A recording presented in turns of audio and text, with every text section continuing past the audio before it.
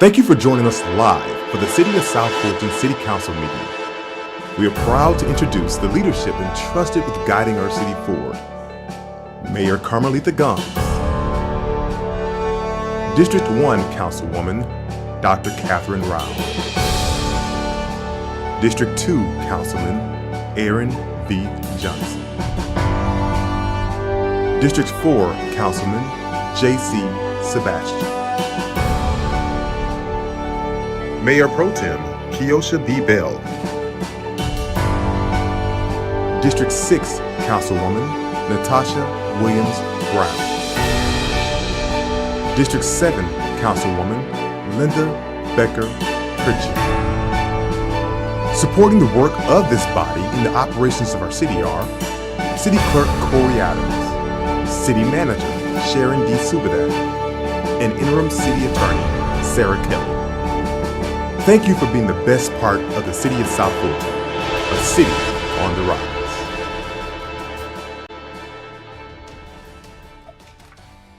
All right, good afternoon and welcome to our City Council work session for March the 24th, 2006.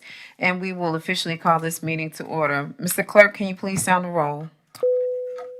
Yes, ma'am. Good afternoon to Madam Mayor and members of council and the general public. This is a roll call for today's work session. The Honorable Catherine F. Rao, District 1. Present. The Honorable Aaron V. Johnson, District 2. Present. The Honorable J.C. Sebastian, District 4. Here. The Honorable Keosha B. Bell, District 5. Present. The Honorable Natasha Williams Brown, District 6. Present. The Honorable Linda B. Pritchett, District 7. Here. And the Honorable Mayor Carmelita Gomes. Here. Madam Mayor, you have a quorum. All right, thank you, Mr. Clerk. Can you please sound the next item?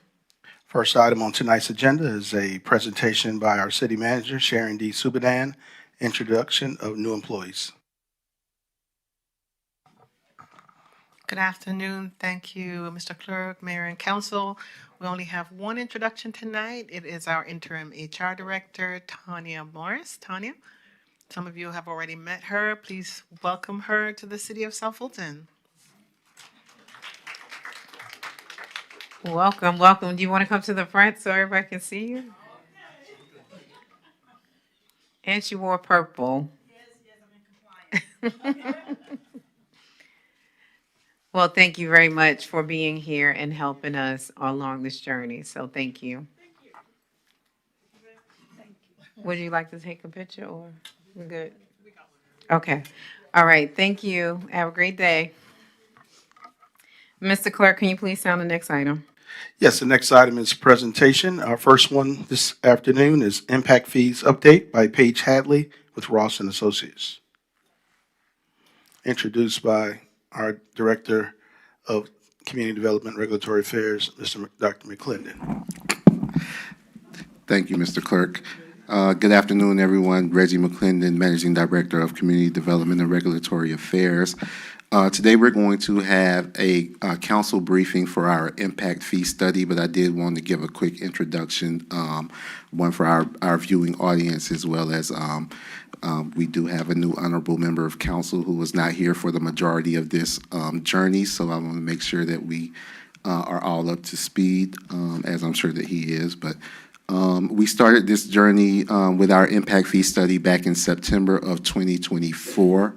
By bringing on our consultant, Ross and Associates, and I'm going to bring up Paige Hadley from Ross and Associates to give the briefing, but they are the preeminent firm in the state of Georgia who does this type of work.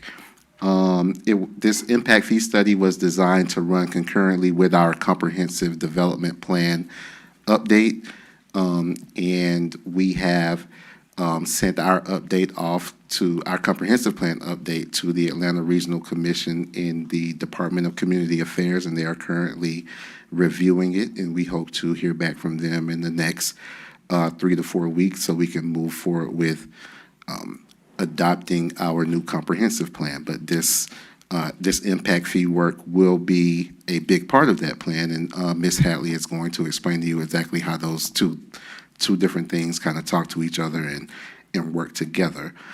We had a public hearing in January of 2025, explaining to the community and getting their feedback about the impact fee study. You all have appointed an impact fee advisory committee, and that committee is still intact and still doing work to help us to formulate our impact fee program. And we have gone through a rather massive effort of collecting information from our department heads about their capital projects that we look to move forward specifically in the next 5 years, but also beyond that if we have anything with a longer runway. And so that brings us here today. Our comprehensive plan adoption was pushed back a little bit by you all because we wanted to go out and get a little bit more public engagement, which is always advisable. But because of that, we've also had to push back the potential adoption of our impact fee program. And so now that we're further along in the comprehensive plan process, we're also trying to make sure that we push forward our impact fees as well. So with that being said, we'll bring up Paige Hadley. Thank you, and good afternoon, Mayor and Council. I just have a brief presentation. Let's see. Okay, there we go. Because it has been a while since I've been before you, as Mr. McClendon mentioned, the last time would have been last year when we had a preliminary kickoff public hearing to introduce the process of undertaking an impact fee study, which would lead to the potential for the city to begin a development impact fee program. And impact fees in the state of Georgia is a one-time fee collected from new development to help pay for future capital costs to expand city services that are going to be needed to serve growth and development. I've got a brief presentation to bring us back up to speed as to where we are as we follow on the heels of the comprehensive plan. As mentioned, an impact fee program is technically a component of a comprehensive plan. And so the capital improvements element, or CIE, that we've been working on upon adoption would be part of the comprehensive plan as a standalone appendix. And so, again, want to bring us back up to speed, what we've been working on in conjunction with the comprehensive plan, and then what our next steps are to keep moving forward. As mentioned, we're looking at the potential to collect a one-time fee from new development to help pay for the cost of expanding public services that are going to be needed to serve future growth and development. Like the comprehensive plan, we have a long-range horizon. We're looking out 20 years, and then we have a near-term lens like the comprehensive plan to look at projects expected to be implemented in the next 5 years. Specifically, we're looking at what we call public facility categories of parks, police, and fire. Road improvements had originally been part of the study, but it's become apparent that the T-SPLOS program is adequately funding the type of projects that otherwise would be eligible for impact fee funds. And so we can't charge new development twice for the same project. However, when the transportation plan is updated, there's certainly an opportunity to amend the impact fee program to accommodate roads. But at this point in time, the emphasis is back to public safety and parks and recreation. Everything that we do in developing an impact fee study and a potential program for adoption is guided by the Georgia Department of Community Affairs guidelines, as well as the 1990 Georgia Development Impact Fee Act, or DEFA. Just to give some context as to who else has impact fees, who charges to help pay for expansion of capital facilities. In the county, it's primarily the northern cities. Fairburn recently adopted an impact fee program. East Point is also conducting a study, as of course South Fulton is. And then you can see on the south side, Clayton County just adopted a program for the unincorporated area, and there are some other communities around to the north and to the south. Not so much on the east and west, but these are fairly long-standing impact fee communities in the metro region. So what we do then, sort of the crux of an impact fee study, is we're looking at a long-term lens. So what are going to be the needed additions to capital services and facilities to serve future development coming in? So we look at, when we're talking about parks, police, and fire, what are going to be additional recreation amenities? How many more playgrounds? How many additional miles of multi-use trail? How many additional satellite police precincts or expansion of fire stations, fire trucks? All of these things are eligible for impact fee funds, but we have to determine the extent to which we can charge new development for these things that are going to be needed to serve them. So we call these capacity adding projects. We're not looking at anything that is serving folks now or is meeting deficiencies that exist. Everything has to be done in the lens of expanding the city's ability to serve new growth and development over the coming decades. And we call these system improvements. So expanding the parks and recreation system and your public safety services. So we're looking at project needs as exemplified here, park and recreation amenities, building area in terms of square footage and heavy vehicles. And then ultimately, we're going to be calculating the maximum fees that could be charged to help pay for these additional capital projects. And that ultimately would be the potential impact fee that will be charged in new development at the time that building permits are issued. Just as a reminder, by state law, we can't use impact fees for things that are certainly important, but these don't qualify. So project improvements, if you require recreation amenities to be built within a neighborhood to serve that neighborhood, that's specific to that area, not the city. That's not eligible. Staffing, routine maintenance, repairs, anything that doesn't have a service life of at least 10 years. So computers, furniture, those things don't qualify. And as mentioned, we can't address deficiencies or existing issues now. Everything is looking ahead to try to find an additional funding source to expand future needs as the area continues to grow. And then coming back around to the CIE, or the capital improvements element, that is a standalone, it ultimately would be an appendix to the comprehensive plan. The Georgia Department of Community Affairs requires this piece called a CIE be developed for it to be focused on the capital needs. And so it just goes into much more detail than the overall body of the comprehensive plan, but it would be an appendix to it appendix to the comp plan upon its adoption. So we have two formal components that constitute an impact fee program. As mentioned, the CIE, which would be an appendix to your comprehensive plan. It's your project-based document. What's needed 20 years from now, and what do we think is going to be done in the near term in the next 5 years? As far as helping to pay for those identified project needs, that's where a fee schedule is developed, the fees that could be charged each time a building permit is issued for a new house, additional apartments, a new gas station, a new office building, et cetera.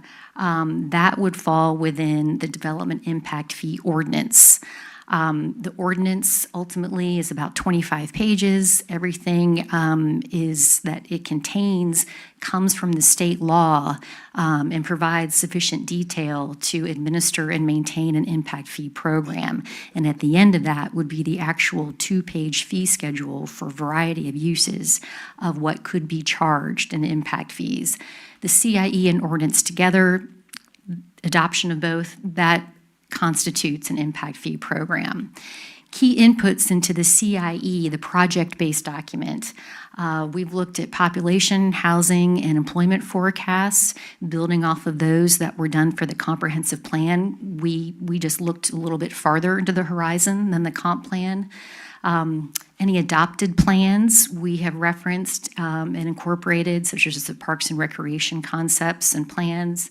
And then staff input, the department heads, and helping us understand what near-term project needs are, what's coming out of the ground, and they can see on a day-to-day basis what additional needs are in the community. The ordinance then, as far as helping to shape what the fee schedule would look like, we have an advisory committee that was appointed by state law. It's comprised, 50% of it is comprised of folks from the building, development, and real estate community. And their charge is to provide guidance to mayor and council as to what the prospective or potential fee schedule could look like. They are only advisory in nature, but their focus is really to talk about the fees, what could be charged, and to pass through to you all their recommendation when we get to the fee-setting discussion stage. And again, adoption of these two pieces by council means that you would be in the impact fee collecting business. So where we are, coming back around to the CIE, we are working to finalize this, again, as a component, an ultimate appendix to the comprehensive plan. It's the project-based document. It has nothing to do with the fees themselves. That's handled separately. But the Georgia Department of Community Affairs has review criteria, just as they do for your comprehensive plan. And so they have to review and approve the CIE before it can be considered for adoption by mayor and council. And then upon the ultimate adoption of the CIE, if the city wants to move forward with an impact fee program, that'll automatically amend your comprehensive plan to include this. This is the guide. If a project isn't in an adopted CIE, impact fees cannot be used to fund it. So finally then, where we are, in the near term, we're looking to come back before you with a formal public hearing as required by the Georgia Department of Community Affairs to consider transmitting the draft CIE or project-based document that would list the impact fee eligible projects. That would be late in April. Just like with the comprehensive plan, there's a review process, almost about 2 months that DCA has to complete their review. And while it's under review, we want to reconvene the advisory committee to begin talking about the fees that could be charged to help pay for the projects in the CIE, and then have fee-setting discussions with you all on the heels of that. Ultimately, if the decision is made to move forward with adopting an impact fee program, their state law mandates the ordinance that would include a fee schedule. There have to be 2 public hearings. And then the CIE and the ordinance would be adopted at the same meeting, and that would be followed by staff training so that the city could begin collecting impact fees, again, with building permits being the trigger for that. So that's where we are right now, and look to be back in front of you in a month in the formal setting with a public hearing, and for mayor and council to consider transmitting the draft CIE to the Atlanta Regional Commission to initiate the state mandated review process. But wanted to just come back, let you know where we are. Now that the comp plan is out the door, we are following on the heels of that with this specific component of the comp plan that focuses on capital project needs for parks, fire, and police. And that is all I have. All right, thank you so much for your presentation. We will have questions from our council. And the first person I see in the queue is Councilman Sebastian. Thank you, Mayor. Just one question for me. Is there a review period and a process to assess the impact if we do adopt a program like this, and what would that look like? Well, procedurally, DCA has a review process for just the capital improvements element. And then the ordinance in the fee schedule doesn't go anywhere else other than before council for consideration. So it's up to you all to decide if and when, how long deliberations may be needed or discussion prior to moving forward with adopting the program in full. But I apologize, I might be missing your point. No, I mean post-implementation. If we decide to move on and adopt the program, is there a process in which we can assess how it's working Oh, How certainly. long would that take? Yeah, no. So if you decide to move forward with collecting fees, there is, on an annual basis, there's a reporting requirement that has to go before the state that sort of helps you to take stock of what collections have looked like, what has been collected, what is expected to be spent, what are priority project needs. And so that's done on a recurring basis in order to maintain a program. And technically, at any time, the fees themselves, I'm sort of getting a little bit into the weeds, but you can assess the fees that are being collected. If you move forward and adopt a fee schedule that's different than the maximum that could be collected, you could suspend collecting fees. It's basically up to council as to how you want to progress if and when the program is actually instituted. Thank you. Next, Councilwoman Rao, sorry. Thank you. You mentioned parks and recreations. Would cultural facilities fall in this category, Can you give me an example? like an art center? Sure. That's something that, I'm glad you mentioned that, because we typically look at more sort of the traditional, like a community center or rec center, senior centers. But anything that would fall under, could be perceived or is offers something in the way of recreation as an amenity, that's certainly something that we could look at. I would just need to make sure that in our calculations that we've correctly accounted for that. So I'm glad you mentioned that. But if the umbrella of Parks and Recreation includes that, then certainly we don't want to be remiss in forgetting that. Yes, I definitely think we need to make sure that's calculated. We only have one center in the city, and we definitely need to be thinking about that in the future. One, the replacement of Cliftondale, and then we need one on Old National Corridor as well. And what is the actual name? Did you say that it's Art Center? Art center, so Okay. they do arts classes in there, dance, performance, all of that. Okay, I'll go back and I'll double check the file and the massive Excel spreadsheets to make sure we've got that already covered. Thank you. Are there any additional questions? I don't see anyone else in the queue.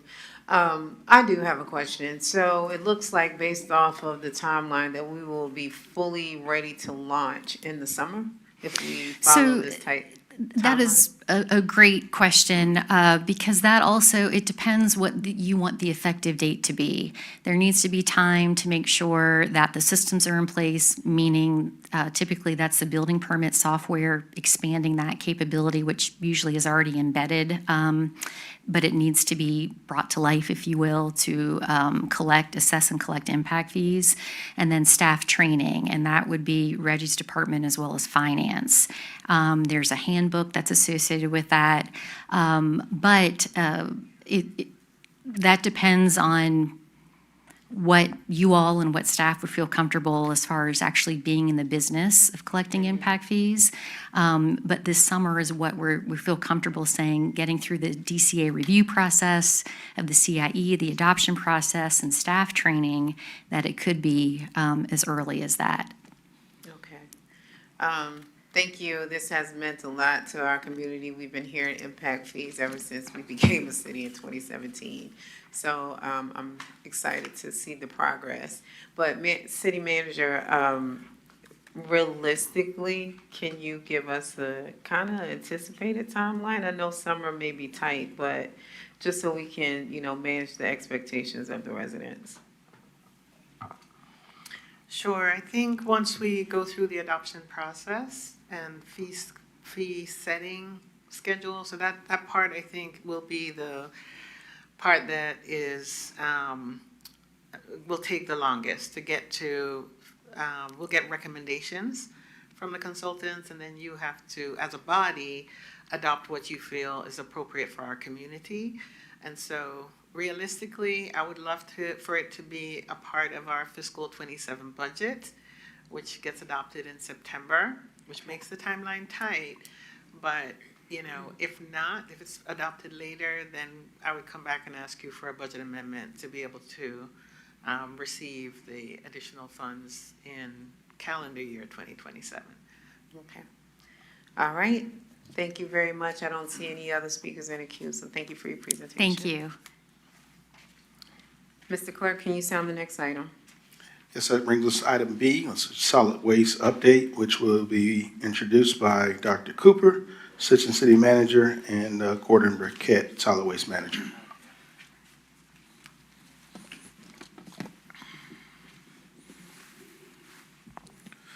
Good evening, Mayor and Council. Dr. Mark Anthony Cooper, Assistant City Manager, City of South Fulton. Some of these items you have heard at our retreat. However, we will be going over them quickly and offering some other information on our solid waste fee proposal.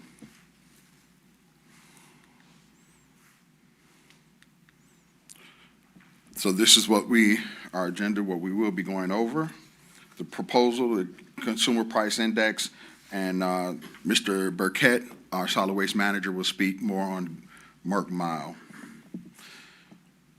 So FY26 solid waste fee increase we're proposing, it's from $233.16, which it currently is and has been for the last 3 years, to $275 even. That would take us a $3.49 increase per month, effective June 26. There is an alternative price that I brought in because, of course, we've had a number of questions regarding recycling, and that would have actually taken the price up to $375.56 for FY26. So what is our justification? Our current rate is was set in June of 23. It continues to provide high-quality service and residential collection, bulk, Merck Mile, shredding, and recycling events that we have. We have a lot of safety improvements that need to happen at Merck Mile that Mr. Burkett will speak on, as well as following the council's directive of maintaining a reserve requirement for the Solid Waste Enterprise Fund. And part of this is based on the fact that the contract that we do have with our vendor provides that we do have the consumer pricing index based on water, trash, and solid waste that's presented annually. So we talk about our curbside recycling. There were 3 options that we looked at. We had our weekly recycling as well as our biweekly and a subscription-based recycling program. However, if you look at all 3 increased the price significantly to the residents of the city of South Fulton. The subscription base would be based on a number of homes that would have to sign up and pay for the entire year in advance. And that contract would renew annually with our vendor to continue to provide that service. Moving on, looking at our consumer price index based on our adjustment, as it was determined again as the water, sewer, and trash, which resets every June. If you look at our CPI as it went for the last 2 years, we're looking at a 4.7% CPI as well as a 5.2% CPI that actually took us well above what we could sustain with our current rate. That added an impact on our first year of crash service of $336,428 to a compounded rate of last year of $707,429, which we did and were able to absorb for the last 3 years into the current price.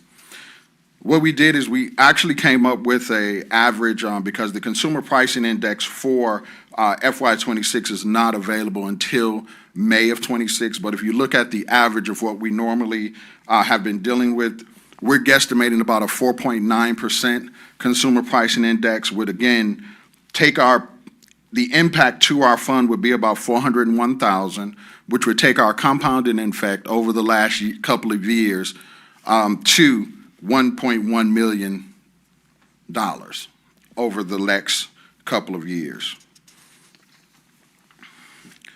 Our solid waste fee rate comparison, as you see, even with the increase, we're still much lower than some of the surrounding cities.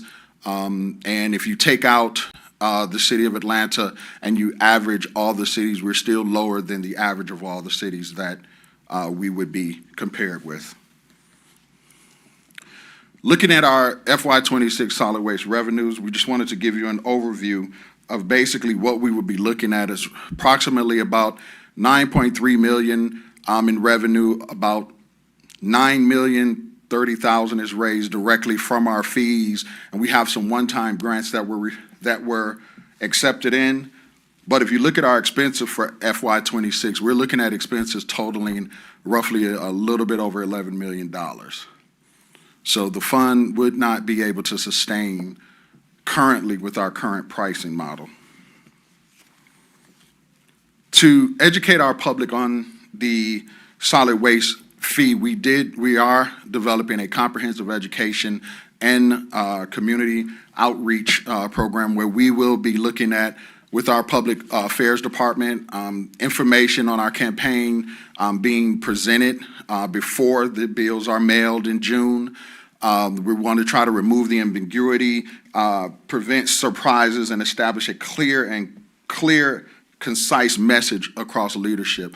So we did provide that information to all of council, where we all have talking points, where we'll all be speaking on the same information, and that information will also be shared pending approval tonight, ready to go.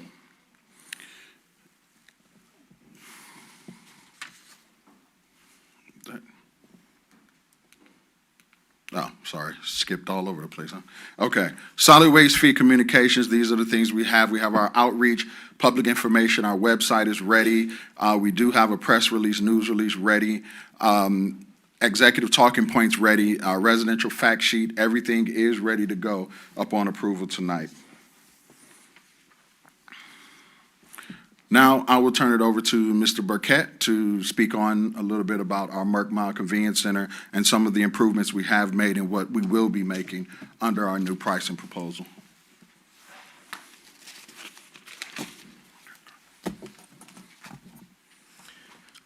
Good evening, Mayor and Council. Again, I'm Gordon Burkett, I'm the city's solid waste coordinator. I'm going to talk a little bit about Merck Miles. I'm sure most of you are familiar with it. It's been around over 50 years. It's had one major renovation that happened in 2009. That's when we added the compactors at that location. In 2019, the city assumed daily operations of that facility. We established the pricing that we have right now in November of 2023 with our current vendor, that is Latham Sanitation. We have Rick Jarvis here with us this evening, as well as Bob Wolk and Keegan Duckett from Waste Pro.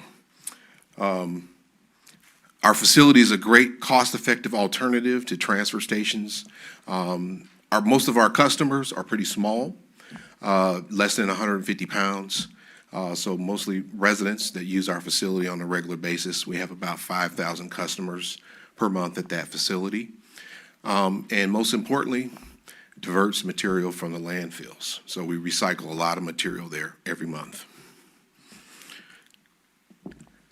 The completed tasks at Merck Miles, as it relates to the convenience center, we're developing the concept and designs and drawings for that.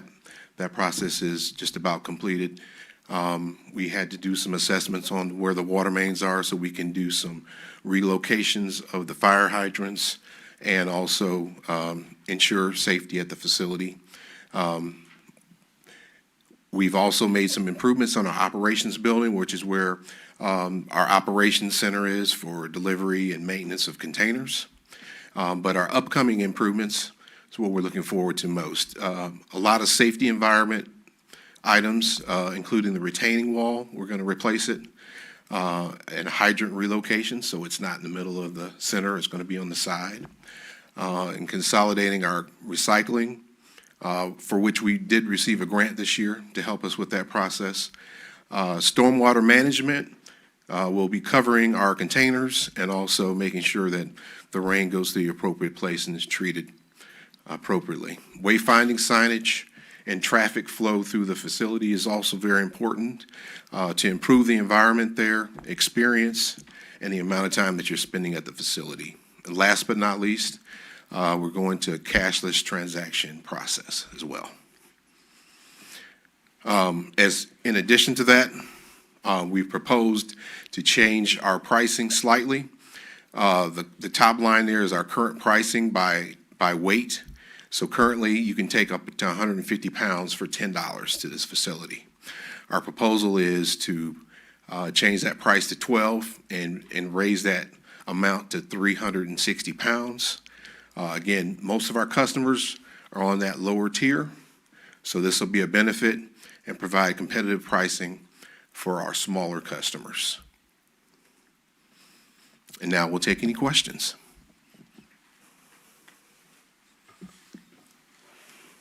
Okay. All right. Mr. Clerk, thank you all for your presentation. I will recognize Councilwoman Linda Pritchett. Thank you, Mayor, for recognizing me. So my question is not going to be the popular thing to say. However, for the edification of the people listening, the citizens, and this question, either of you can answer, but I think Mr. Burkett might be better suited to answer this.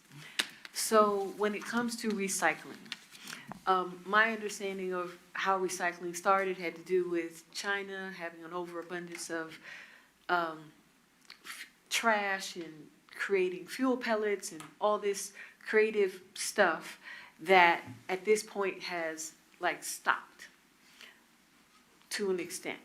And so when people think that recycling is, you know, doing something really meaningful for the environment, I'm not disputing that fact, but residents have brought to my attention that when they have seen recycling, that they'll see the recycling tub, say it's, let's just say yellow, because ours are green or blue. And so they see the recycling thing go in the same, so it goes in the trash too. And people want to really believe that recycling is a whole separate process, and I'm not disputing that it isn't, but what I'm really saying is that the focus of recycling and when it was meaningful and when it really did result to something, I think those are times past. And so where people really want us to provide this service, what people see, believe what you see. It goes in the trash too, you know, and recycling, I think, from what I understand, it's really complicated. So like if I wanted to recycle this bottle, the plastic of the bottle can be used, but then it's like, you can't have this, you can't have cardboards, you can't have, it's just such a, it's such an expensive process because it involves a whole lot.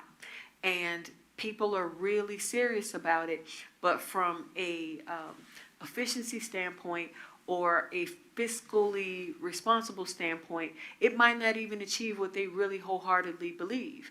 And so I'm in a leadership class at GMA, and there is a sanitation department director that's in the class with me, and I asked him the question, do they throw the recycling into the thing? And he said, yeah. So I'm not trying to bust anybody's bubble, but I think that that's the truth.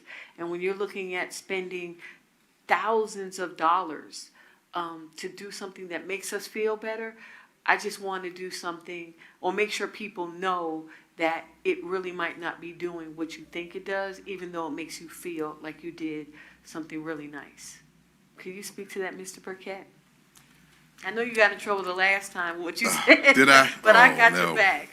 Okay, well, I appreciate the question, honestly. I actually been in the recycling business for probably 15 years now.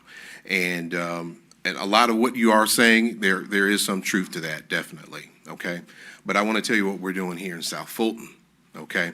So we operate what's called, we don't operate what's called curbside collections, okay?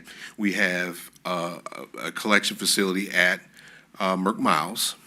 We do operate a what's called a single stream recycling program there. That means all the materials can go into one container with the exception of glass, okay?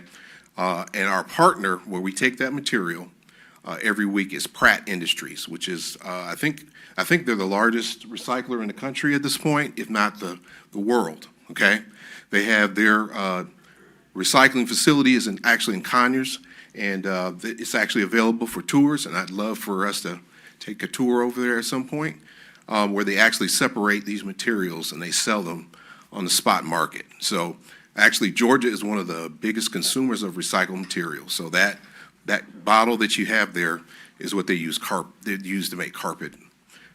They also operate it's a paper mill, actually, in Conyers. And the materials that they collect from our program go to that facility to become cardboard.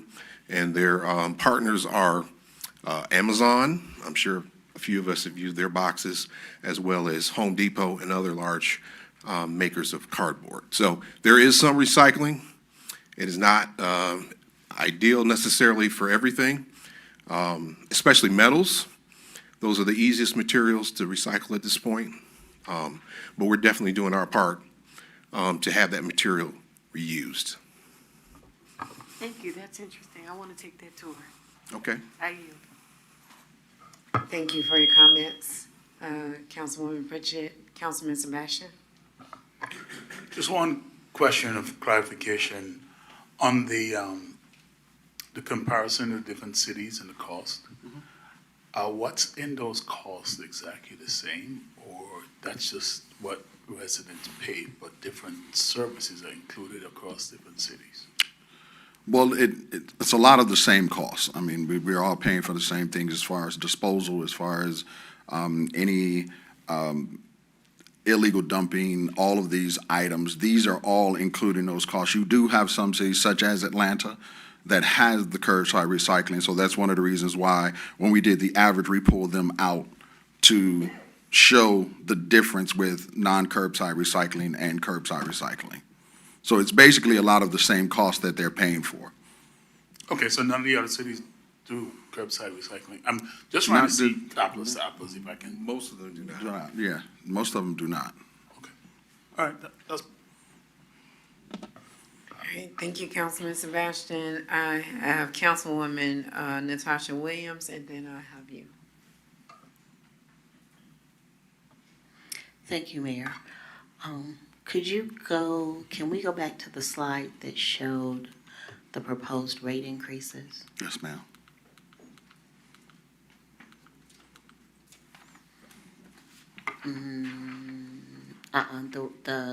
The one right before questions with the Merck miles. With the Merck miles, okay.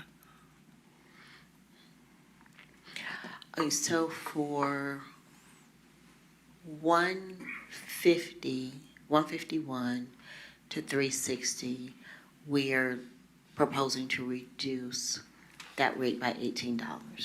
Yes, ma'am. How many well, first of all, what does 151 to 360 tons look like? And how many residents do we have bringing that much to Merck miles on a regular basis? Okay, so in that group there, 151 to 360, and that's in pounds, that represents less than 10% of our customers that we get currently. So again, most of our customers are on the less than $150 dollar amount there. So that groups is about 70%. So with those two groups together, that's about 80% of our customers. And so give me a visual on what 151 to 360 tons looks like. In pounds. In pounds. So, yeah. So for example, let's go. A mattress is typically 50 to 60 pounds by itself. If you have a 50-inch flat screen TV like one of these here, that's usually around 50 pounds. Couch is a little over 150 pounds. Okay. Mm-hmm. And so if this represents about 10%, how many customers are we getting on an annual basis? So we get about 5,000 a month, so that's about 60,000 customers a year. 60,000 customers a year, and 10% of that would be 6,000 people. That sounds right. Roughly, that would be in that category. She's asking about the 153. Oh, you're talking about the 80% specific market. category? I'm talking about the specific category. Okay, so, okay, I'm sorry. So 5,000 customers a month, 10% of that is 500.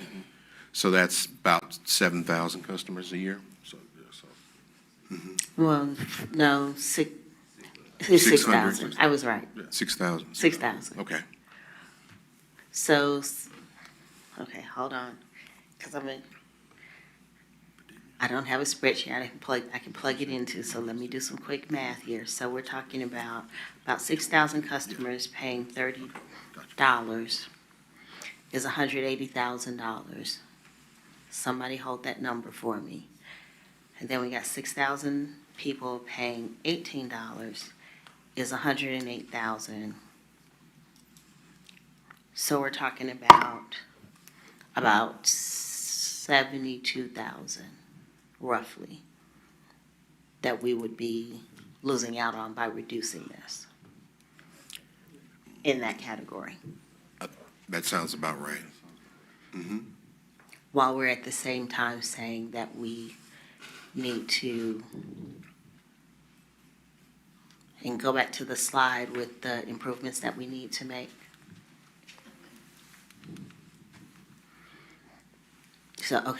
So we have this list of improvements to the convenience center, which will cost roughly what? Our, About 1.2. yeah, our current estimate is $1.2 million. Can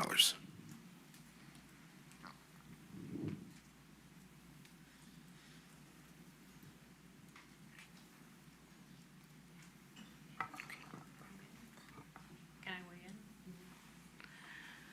So I think there are two things we're looking at. One of them is, in that category, we want to encourage people not to illegally dump. And as a council, we had the discussion, and the consensus was go back, do more research, come back with a proposal. Quick math, currently it will be 180,000. Reduced would be 72,000, so we'll be giving up 108,000. If it encourages people to bring it as opposed to leaving it on the side of the road, when we have to go and pick it up on the side of the road, that's exponentially more expensive. Exactly. Because now we have to deploy a team out of Public Works with a vehicle to go pick it up, still take it to Mark Mile. After you do that 10 times, yeah. And thank you for that, because I want to make sure that if we are reducing, that if we're going to reduce it and we're going to take the hit on the fees coming in, then on the back end, right, this is going to be something that is going to be sustainable by reducing that down. Because I have a photo I need to send Public Works, I need to send you now, about some stuff dumped on Montilly. Do we have a way of tracking, besides us sending the pictures to Public Works? Are we tracking the impact of the illegal dumping on the Public Works Department?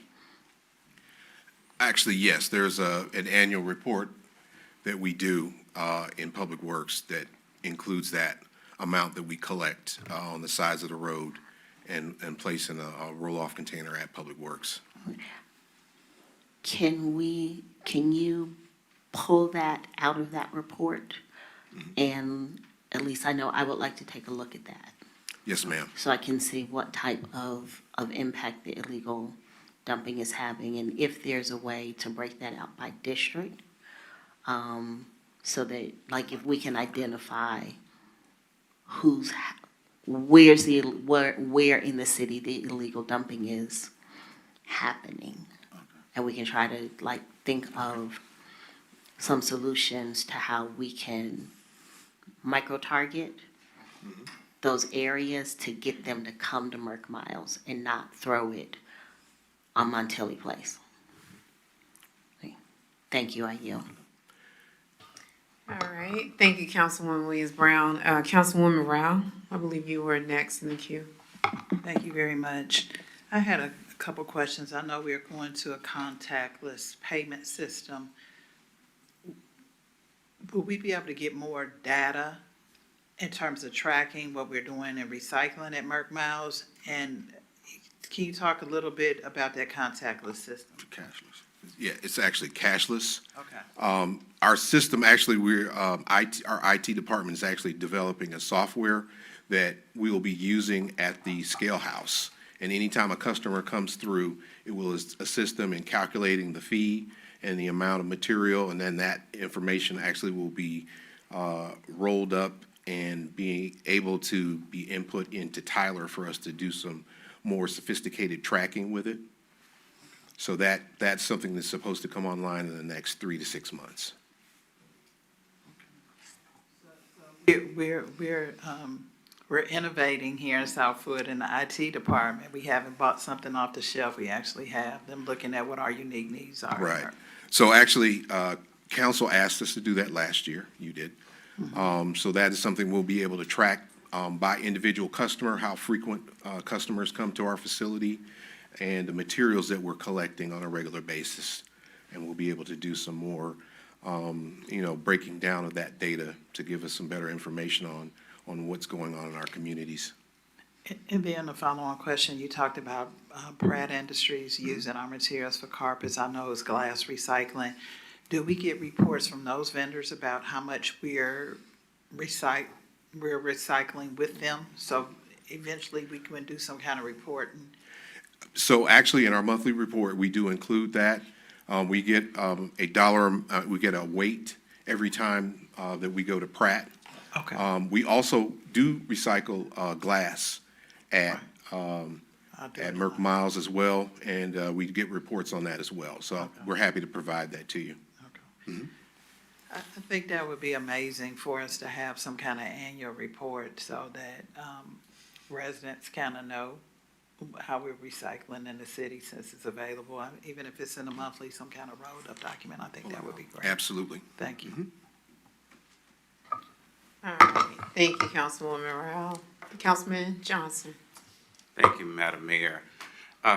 Two quick things. The first one, back to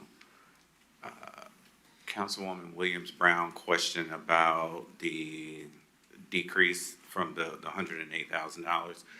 How much would we pick up through the other categories, or has that been calculated? Because I think, if I'm not mistaken, we only looked at those first two categories, or was that inclusive of all the categories across the board? We do have a breakdown of all the categories, but again, those first two categories consist of 80% of our customers each month. So everybody else is pretty small. We'd be happy to provide that as well. I was just wondering how much of that we're missing will be made up in those other categories. Well, Probably not much because we lost one. yeah, we actually, to be very honest, It won't be a lot. yes, and we Okay. lose money on every transaction there, to be very honest. Okay. All right. We wanted to, Councilman, we wanted to make sure we tried to benefit the smaller customers, which is basically our residents. And try to, like the city manager said, encourage more people to Exactly. come to Merck Miles as Instead opposed of to having illegally to stop on every other corner, picking up where they have dumped. Yes. Right, okay. Another thing, you put in the fee increase that it'll go from $233 to $233.16 to $275.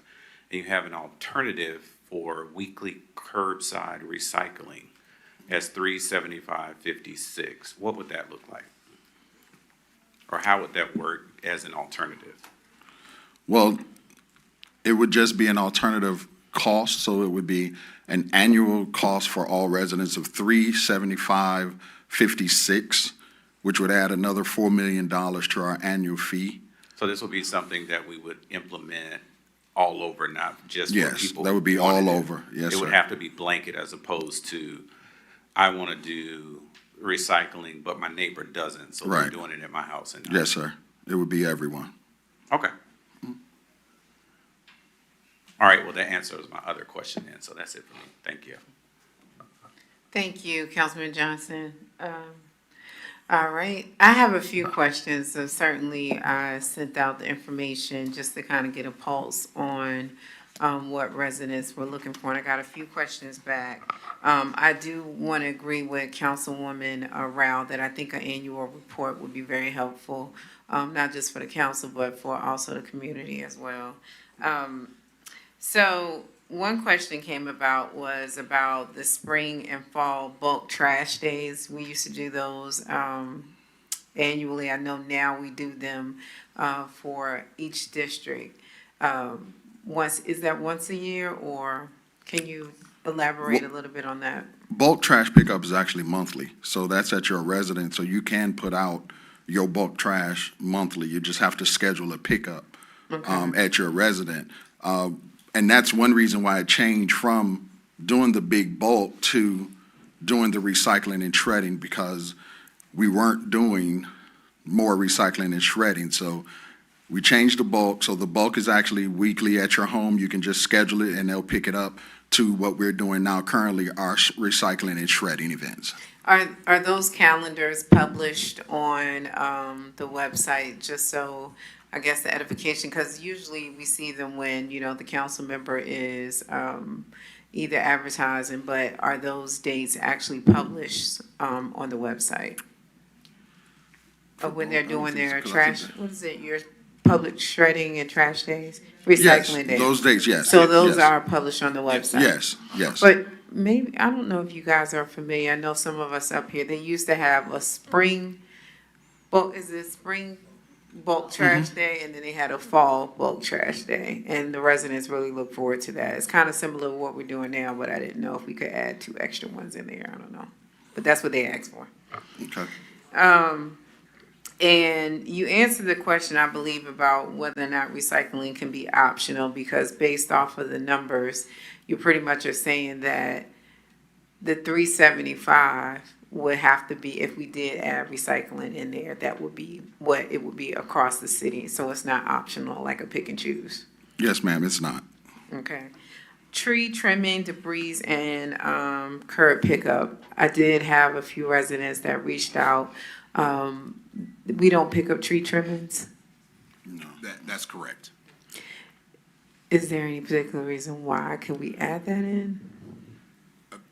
That is something we could consider. How we got to this original rate was to make sure that we had a product that we could apply against the various type of living situations that we have in the city, from condos to the people who live on farms. So we came up with the most common items that those folks had, and that's how we came up with a single container with weekly garbage service. So for tree trimmings, what would be their option to get rid of the tree trimmings? Because I see all of these bags that sometimes are lined on the side of the road with tree trimmings in it. So if it can go in the container, they can actually put it in their existing container. Okay. We also offer a second garbage can for $12 a month. And that you could put either, switching it up depending on what's going on in your household. You can put tree trimmings in there. So as long as it fits in the trash can? As long as it fits in the trash can, yes, All ma'am. right. Cashless process that you are moving to, and is that a weighted system? You're saying that if people are coming up to go to Merck Miles and to dump their debris, that is a weighted system? Yes, ma'am. We have one scale now, and our proposal includes a second scale to make that process faster. So you would weigh when you come in on one scale, and then on your way out, you would go across the second scale, and we calculate your fee based on the difference between those two weights. Okay. And my last question, are there any plans to change the vendor that will be providing this service? That was a question that I received from a resident. Not at this point. Okay. All right, that concludes my questions. I don't see any other questions in the queue. Council is good. If there are no objections, I want to take a moment of personal privilege. I do see that former Councilwoman Helen Willis is here. If we all can do her proclamation at this time, I would appreciate it. Can we do? All right, let's assemble to do her proclamation.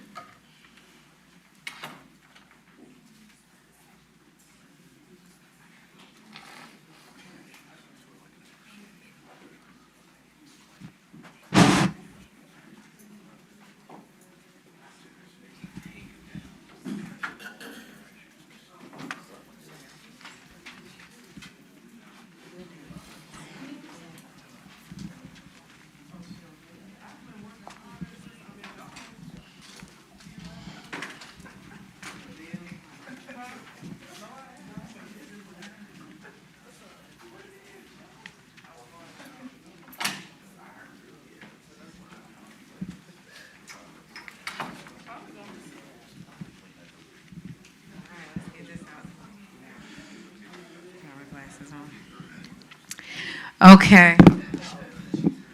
Thank you all.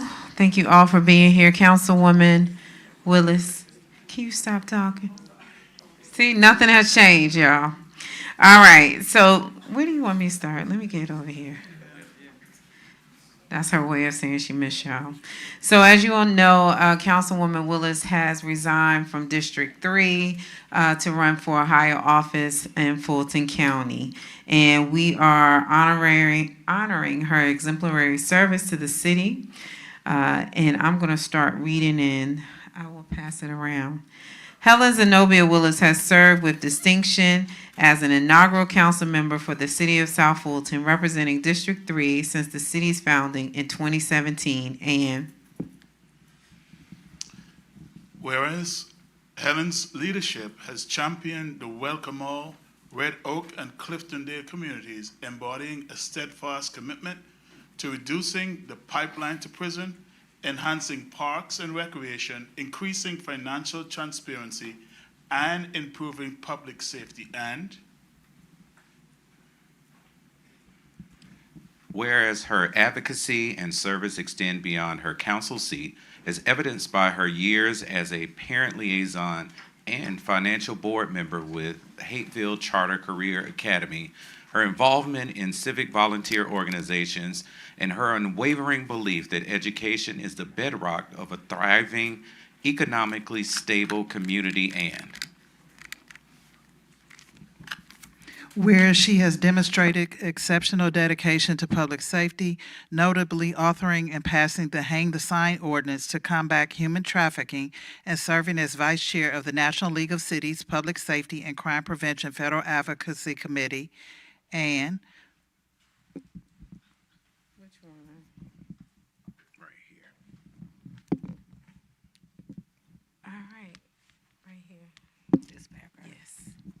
and whereas she has demonstrated exceptional dedication to public safety, notably authoring and passing the Hang the Sign ordinance to combat human trafficking and serving as vice chair.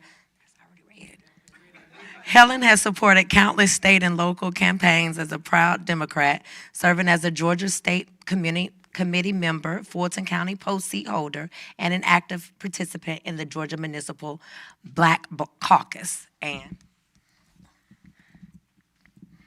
whereas beyond her public service, she is a proud graduate of Savannah State University and Keller Graduate School of Management, and a dedicated professional who has contributed her talents to the Georgia Department of Labor and leading private sector organizations. And whereas Helen has balanced her demanding career with commitment to family as a devoted wife to Assistant Chief Deputy Vincent Willis Sr. and loving mother and grandmother.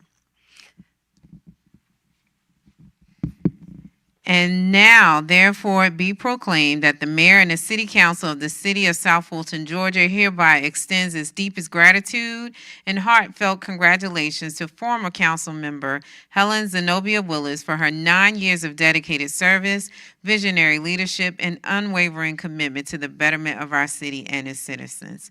Thank you very much for your service, ma'am. thank you.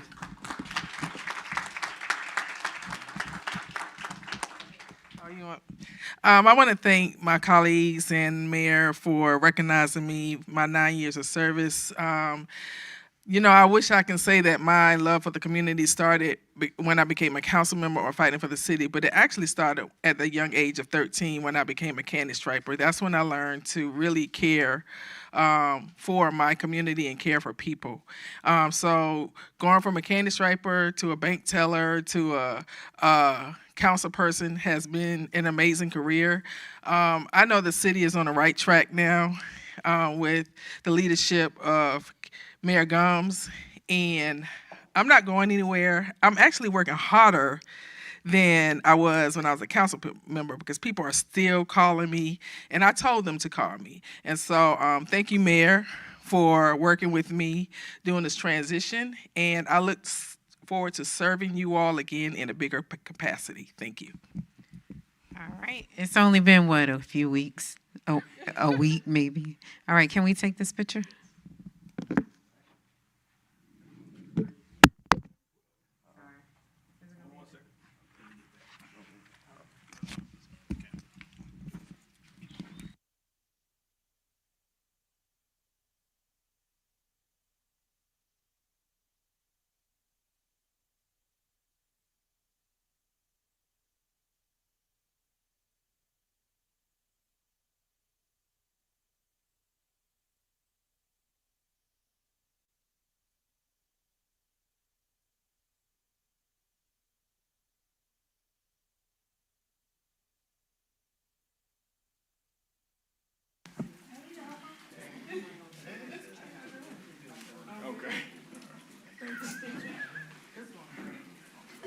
Okay, thank you for that. So if there is no further objection, we will be going into executive session for litigation, personnel, cybersecurity, and real estate, if there's no objection. All right, the next meeting will start at 6 o'clock, so we'll see you there. It was advertised for 6 o'clock. We'll be back. Thank you. We're recessed at 5:06 PM.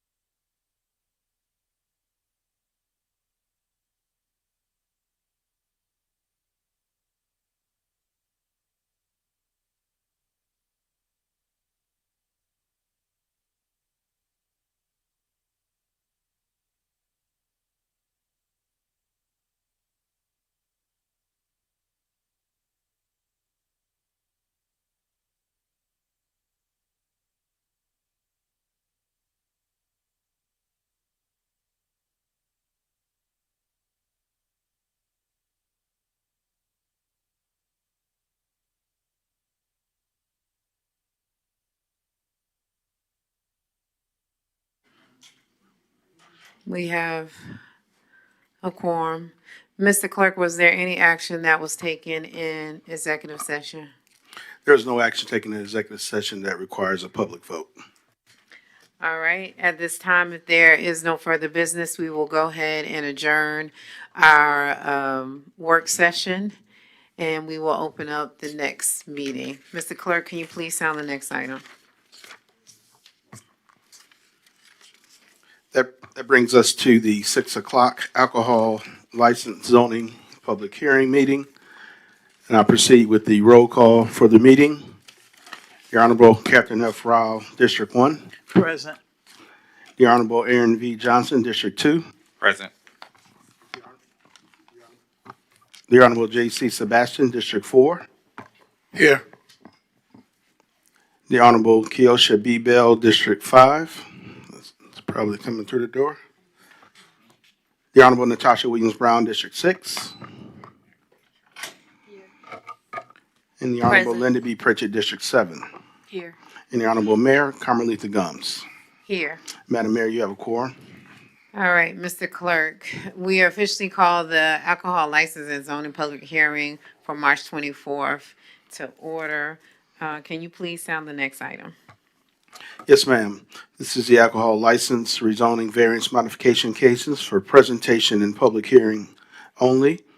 Z 26-008, an ordinance to rezone 191.20 plus or minus acres of land located at 555 and 0 Spence Road, 0 Old Senoia Road, 0 Irwin Road, 0 Fayetteville Road, from the AG1 zoning district to M1 light industrial zoning district to develop a 1.54 million square foot of warehouse space for light industrial uses. It's located in District 7. Staff, applicant. All right, is the applicant present? All right, please indulge me for a minute. At this time, I'm opening up the public hearing for item 3A on the agenda. Sir, you have a total of 10 minutes to give your presentation. You do not have to use all of your time. You may want to reserve some of that time for rebuttal. Also, please keep in mind that the time that is allowed includes public comments for any of the citizens who are also in favor of your application. The same time granted for those in favor of the application must be given to the opposition.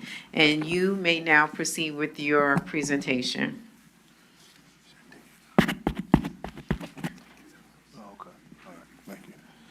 Good evening. My name is Henry Bailey, counsel for the applicant. Address is 3630 Peachtree Road Northeast, Suite 7000, the Clark Hill PLC. You all have heard of this project before. This is a rezoning request submitted by applicant KMT Partners for approximately 190 acres along Spence Road and I-85. The application is located in City of South Fulton, District 7.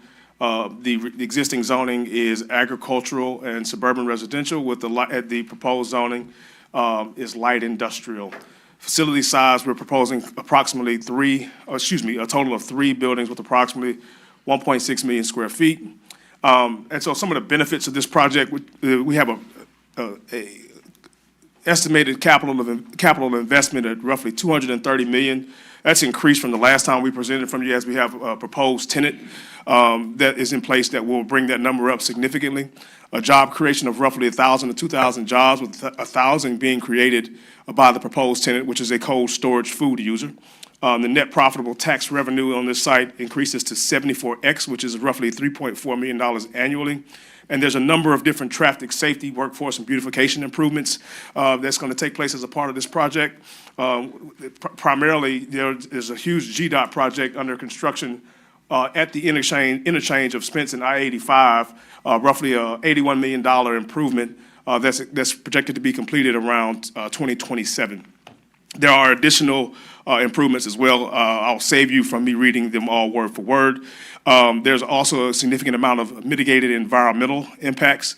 We have reduced the originally submitted facility down to roughly 15% of what was originally submitted to mitigate the impacts on nearby green space and streams. The project will be constructed with LEED certified construction for sustainability, and our closest residential property from the facility is more than the length of a football field away, that includes existing and very heavily vegetated buffer. So we believe this zoning of this property represents the highest and best use for this site. It's aligned with the future land use map that designates the property as industrial. City staff recommended this property for a recommendation of approval to staff. It's currently misaligned with market demand. The current zoning is for agricultural uses inclusive of farming and residential on large acre parcels.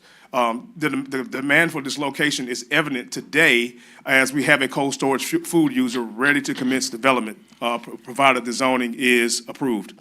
It's located along 3 major industrial corridors, inclusive of Oakley Industrial, Roosevelt, Fairburn Industrial, including the second largest CSX intermodal in the state, not being far away. There are several mixed-use developments nearby at State Route 92 and South Fulton Parkway, Trilliff Studios, Fayette Pavilion, and Shannon Mall redevelopment.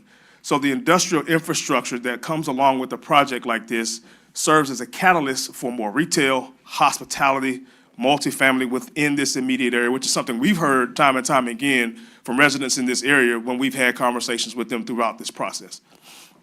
So here's an aerial of the site. As you can see, the site plan is kind of small here, but I wanted to show it to you in this way so you can get a sense of what we're talking about to the extent anyone on the council is not familiar. This is at the intersection of 85 and Spence Road. You see it straddles both sides. This is the current existing zoning in the city of South Fulton, showing it again, as AG1 has mentioned earlier. And for context, the property is located very close to and adjacent to the city of Fairburn, where there's a significant amount of commercial zoning along Old Sonoya Road and Sonoya Road, and industrial across Oakley Industrial Boulevard. And so the current site conditions look like this. The road you see here, Old Sonoya Road, is currently unpaved and wooded. And with this project, we will be paving this street to make it a full, actually paved up to city standards road that will allow for access to the property. And so, as I mentioned earlier about the proposed or the ongoing construction at Interstate 85, it is extremely significant. We're talking about a cost of $81.1 million that started roughly in December of 2024. That's scheduled to be completed in fall of 2027. They're widening the lanes, fixing the interchanges, doing a number of things that will improve the traffic conditions, the existing traffic conditions in that area right now. And here's the current site plan. Also, we talked about this very briefly early on, is that when we originally submitted this site plan, we originally submitted this application, the building sizes were larger. We reduced them to try to stay away from the streams and environmental features as much as possible, and reduced that by nearly 15%. And again, the nearest residential is nearly 150 to 300 yards away, with additional residential parcels between the development and the residentially developed parcels to add to the existing vegetative buffer. Again, we're paving Old Sonoya Road with the turn lane off Sonoya Road, adding turn lanes on Spence. We're adding no trucks beyond this point signage to deter traffic from going up Spence, no truck access on the Fayetteville Road, and at the end of this development, there'll be a Class A quality, institutional grade property management and landscaping company to keep up the aesthetics of the property that will be maintained on an ongoing basis. So site access, as you can see, the red line is where you will enter the property. The blue line is where you exit the property. You will enter the property through Old Sonoya Road off the intersection with 85. You'll exit the property going down Spence Road, down to Oakley Industrial, and back to 85, keeping the traffic from going north on Spence Road. Again, just to show you the distance from the residential, about roughly 322 yards of vegetative buffer. In this particular area, we're talking about roughly 189 yards of vegetative buffer. And on building 200 is 181 yards of vegetative buffer. And one thing that's important to note here is that the property line is roughly 10 feet higher than the home. So topographical changes in this area will impact the visibility, and that impacts the visibility in a good way in this sense. And these are the proposed elevations of the site. This is roughly what it will look like once developed. And we've heard there's been a petition going around, and we wanted to respond to that petition as a part of this presentation. One of the things we heard is that there's a tax incentive claim that's being stated that we're going to take away money from schools and things like that. This applicant has only completed one step of that process, which is the standard preliminary presentation. The net gain to the city, county, and state increases and does not decrease as a part of that application process if it were to be approved. It does not grant more industrial space than what was originally denied, what was originally presented. We're still at roughly 1.6 million square feet on this site plan, in the same way we were on the first site plan. The notion that there are empty warehouses are going to be prevailing on this site because there's no demand, because there's so many other industrial properties in the area. That's not true, as evidenced by the fact that we have a cold storage end user already in place, ready to go on this site.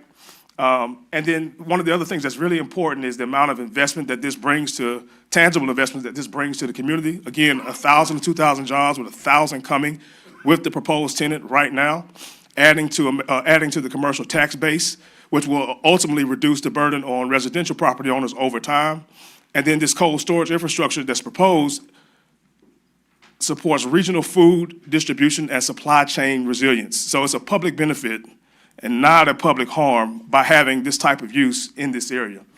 Now, one of the things that kind of was off-putting to me a little bit was about this appeal process that we've gone through. And this is a part of the due process, right? This is a part of any sort of developer, anybody in the state of Georgia is afforded the ability to file an appeal when they believe that their project should be approved or is appropriate. And that's the reason for the appeal. That's the reason why we're here. And lastly, the pollution claims that we've heard about or read in this petition are unsubstantiated. We've reduced the size of the buildings to limit the impact on the environment in the area, to not encroach upon the environmental features, including the streams. We're proceeding with LEED certified techniques to be employed during the construction of the development, and the light industrial zoning provides much less of an environmental impact that you would have in a heavy industrial zoning because of the types of uses that are allowable in light industrial relative to what might be allowed in heavy industrial. In other words, you're not going to have the noxious uses, you're not going to have the noise, the odor, and the things like that that are often talked about when you're talking about industrial property. And in the end, the applicant is committed to meeting and exceeding all applicable environmental standards. And at this point, we'll rest with the summary. Again, $230 million capital investment, 1,000 to 2,000 jobs, a substantial tax increase, extreme distance from residential to the actual building, a significant amount of traffic improvements based on what the DRI requires and what's already happening with I-85. It's compatible with the three major industrial corridors in the area. The building footprint has been reduced by roughly 15%. The building will be done with construction with LEED certified techniques for sustainability, incorporation of minority subcontractor and participation workforce development. Thank you. All right, thank you. So you used up all your time. Mr. Clerk, are there any in opposition that would like to speak? Yes, ma'am. We have 6 total cards. Rashard Snellings, Adina Muhammad, Glenda Collins, Alvin Reynolds, Michael Venable, and Lee Walton.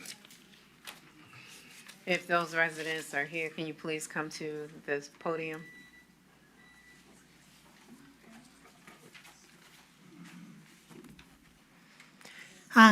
Good afternoon, good evening, Mayor and council members. How are you all doing?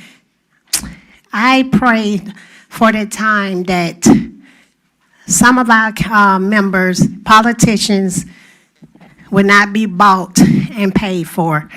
I am so sick and tired of what we're doing as. Give me 1 second. Can you please state your name? Oh, I'm full sorry. name, and your My name address? is Adina Lofton Muhammad, and I don't live in District 7, but I live in the city of South Fulton. I'm on Stonewall Tail Road, 3793 Stonewall Tail Road, District 2, Aaron Johnson District. Again, we just fought the gas stations. How many times are citizens, can we rest sometimes? I mean, we're not fighting gas stations, we're fighting warehouses, we're fighting a bunch of foolishness. I mean, when are we gonna start getting entertainment venues for families? When are we gonna start getting nice restaurants? When are we gonna start getting nice shops, boutiques and stuff, where families can go and hang out and not have to drive all the way on the other side of town to go shopping and spend their money elsewhere? We're talking about a 1.54 million square footage. That's a lot of trees going down. And you're talking about environmental, that's environmental right there with all those trees going down. So I respectfully ask, because you all not the only one can sue. Anybody can take a case to the courts. So respect the citizen, respect the concerned constituents where we live. We do not want a 4 million square footage warehouse. Please take that in consideration, or better yet, take it to some town that don't have any residents that stand in it, because we're sick and tired of fighting big developers, and we're sick and tired of some of these elected officials being bought and paid for. Thank you. Next speaker, please. That's here. Shard Stellings, Glenda Collins, Alvin Reynolds, Michael Venable, Lee Walton. Please state your name and your address. My name is Glenda Collins, and I live on Morning Creek Drive in the city of South Fulton, District 5. I appeared here during the first warehouse that was projected and being built on Roosevelt Highway.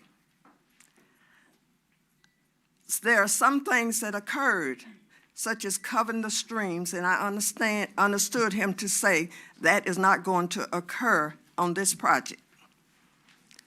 The blasting affects the foundation of our homes and buildings. And one other thing I would like to say, we need entertainment so we can carry our children and grandchildren to have parties in our city, and we don't have that, and it's never discussed. The problem is, it's always these warehouses. So when we market the city of South Fulton, do you ever tell the people that we may be inundated with warehouses all around us? We need to sit down and look and think about the direction our city is going in so it can grow well for the future. Thank you. Thank you. Next speaker.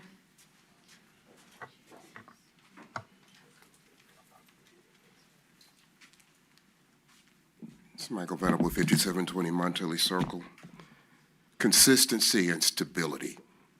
We always talked about this city with new people and administrations that we're turning corners. When this originally came up, there was a majority vote to deny this.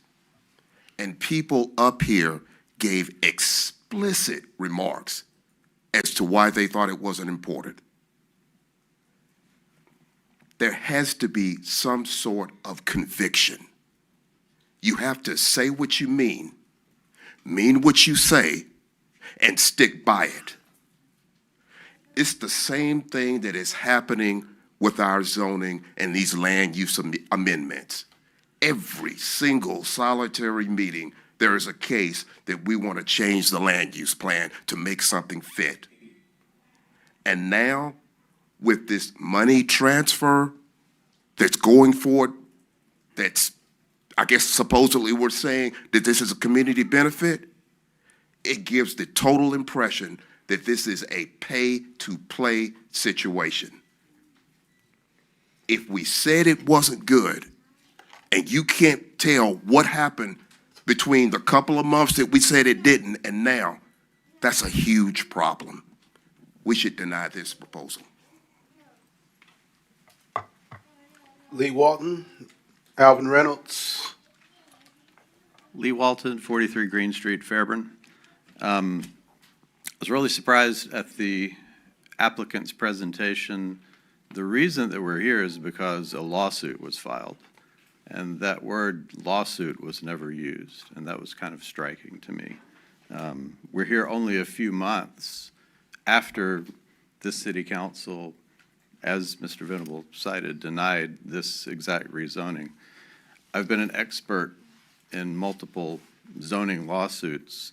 They don't go that fast. They take years. So I'm just really surprised at how quickly and why we're here so quickly. We can only work with the information as citizens that's provided in city public documents. Your first reading ordinance on March 10th cited 1.8 million square feet and cited a plan dated October 2024, which did not have expanded buffers. So if there's any question as to the citizens' petition and the accuracy of it, it reflected what's in your March 10th council agenda. So just generally, think please very carefully why we are here, what is truly being proposed, and about the importance not only of this case, but of defending your right as a council to make zoning decisions. Thank you.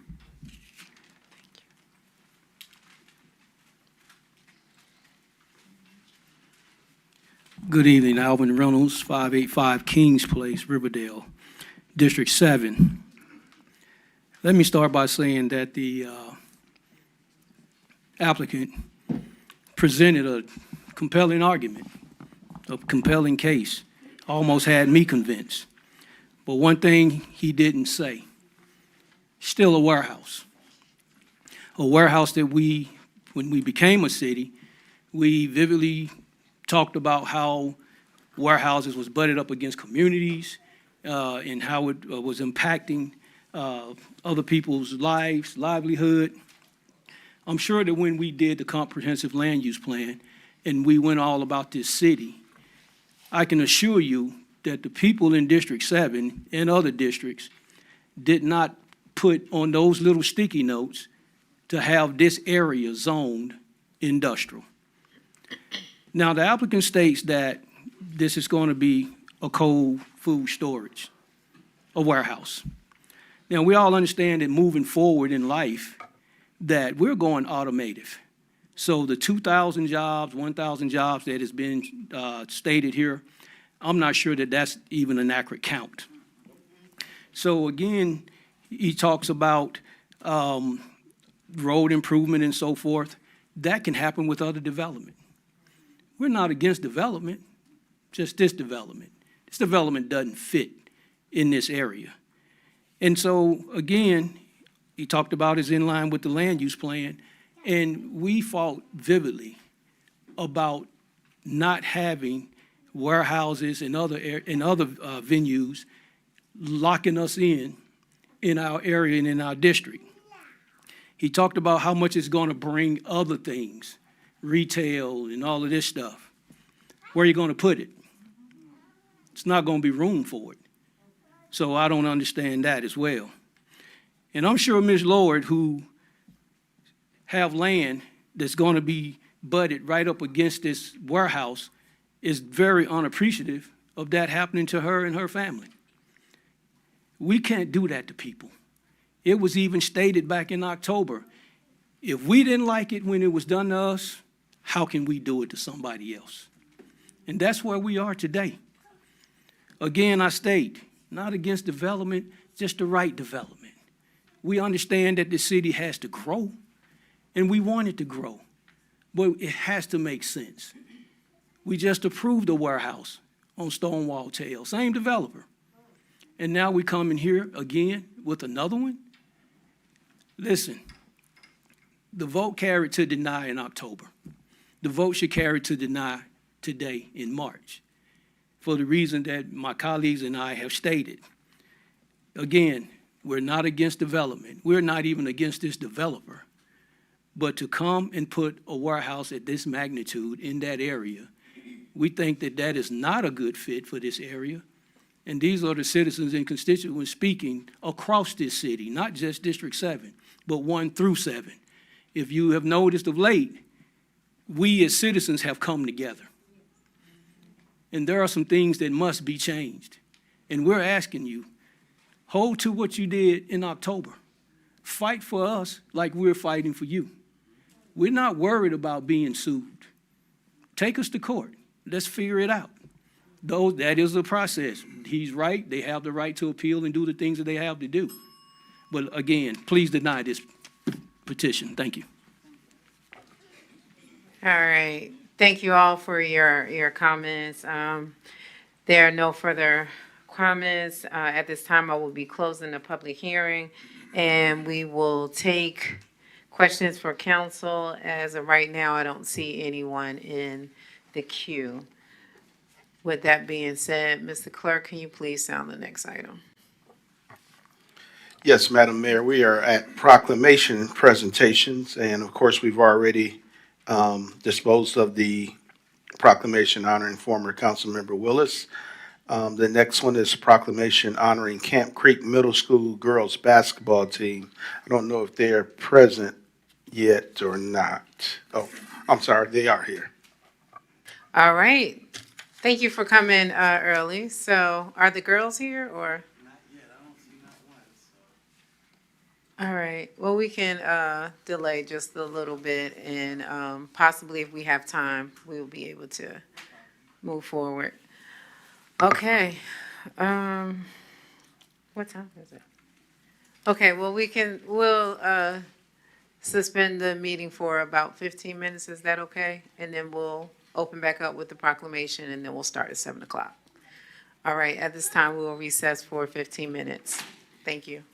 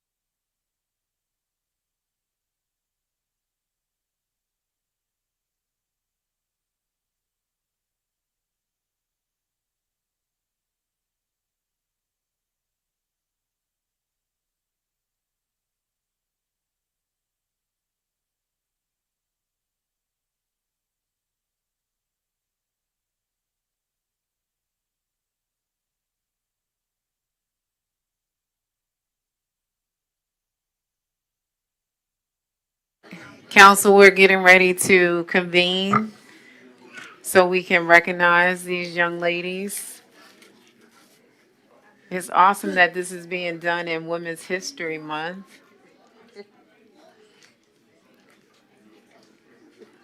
All right, so we're about to come back to order.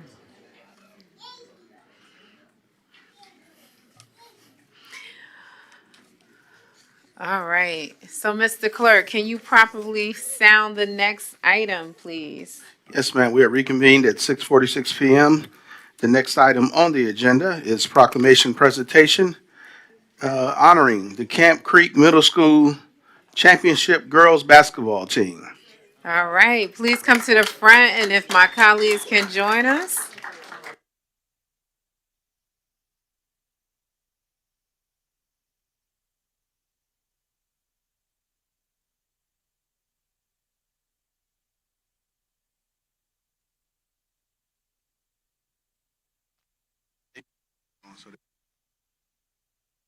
They got two coaches. Oh, this was supposed to have the whole mayor and council on it. Can you change it? Okay. I'm not reading the whole thing. Congratulations. Happy Women's History Month. Y'all heard stories. Y'all gotta come up front a little bit so people can see you. All right. So this is a proclamation recognizing these young, amazing scholars who are also champions at Camp Creek Middle School, right? And we're going to recognize them today. This is a proclamation that was supposed to be signed by the whole mayor and council, so you'll get another one very shortly, okay? So I'm going to start here, and I'm going to ask my colleagues to read in. So this is a proclamation recognizing the Camp Creek Middle School girls basketball team. Whereas the Camp Creek Middle School girls basketball team has achieved an extraordinary and historic milestone by completing an undefeated basketball season, marking the first undefeated season in the history of girls basketball programs and securing the inaugural Fulton County Middle School Championship and, Whereas under the outstanding leadership and guidance of head coach Rashad Thomas and assistant coach Victor Brown, give it up for them. They did a little work too. The team demonstrated exceptional teamwork, discipline, perseverance, and sportsmanship throughout the season, reflecting their unwavering commitment to excellence both on and off the court. And whereas, just come on around. I think I could have stayed back there. Right? Y'all can see me, right? Yeah. Whereas the achievements of these dedicated student athletes have brought great pride and distinction to Camp Creek Middle School and the surrounding community, serving as a shining example of what can be accomplished through hard work, unity, and determination. And whereas the members of this outstanding team include Navia Anderson, Eva Brathwaite, these names, y'all, I'm going to try. Zaria Campbell, Miley Kaufman, Milton Fletcher, Eden Hicks, Jemiah Langford, Abby Nelson, Aaliyah Weathers, and Cassidy Madison Williams. And whereas the team's success and further supported by dedicated team managers London White, Mariah Hobbs, and Sanaya Reed, as well as the leadership of Principal Leah McDaniel and Athletic Director Gregory Stevens, whose collective contributions have played a vital role in fostering a culture of excellence, discipline, and achievement at Camp Creek Middle School. And whereas the accomplishments of these student athletes, coaches, and team managers set a standard of excellence that will inspire future generations of student athletes at Camp Creek Middle School. Now therefore be it resolved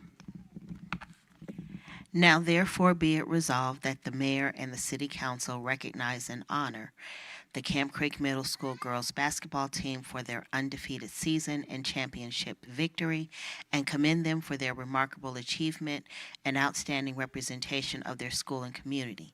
And on behalf of the over 115,000 residents that call the city of South Fulton home, hereby proclaim Tuesday, March 24th, 2026 as Camp Creek Middle School Girls Basketball Team Day, and encourage all residents to join in celebrating their historic accomplishment and continued success.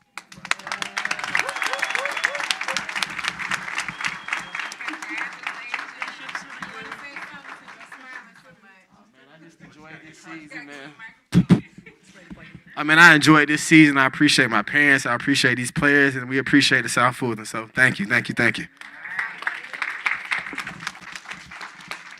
Okay, let's get together and take a picture.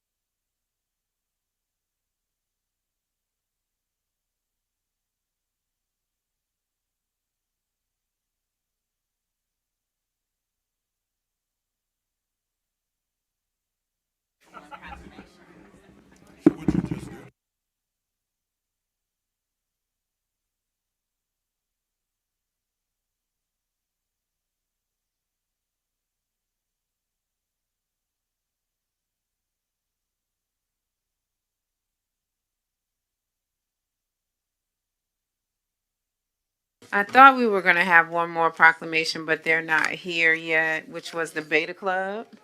However, we will go ahead and, if there is no further business, we will adjourn this meeting at what time? What time is it?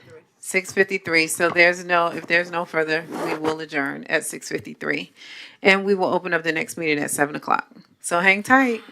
Thank you. These are mine. Oh, no, they're not mine. Those are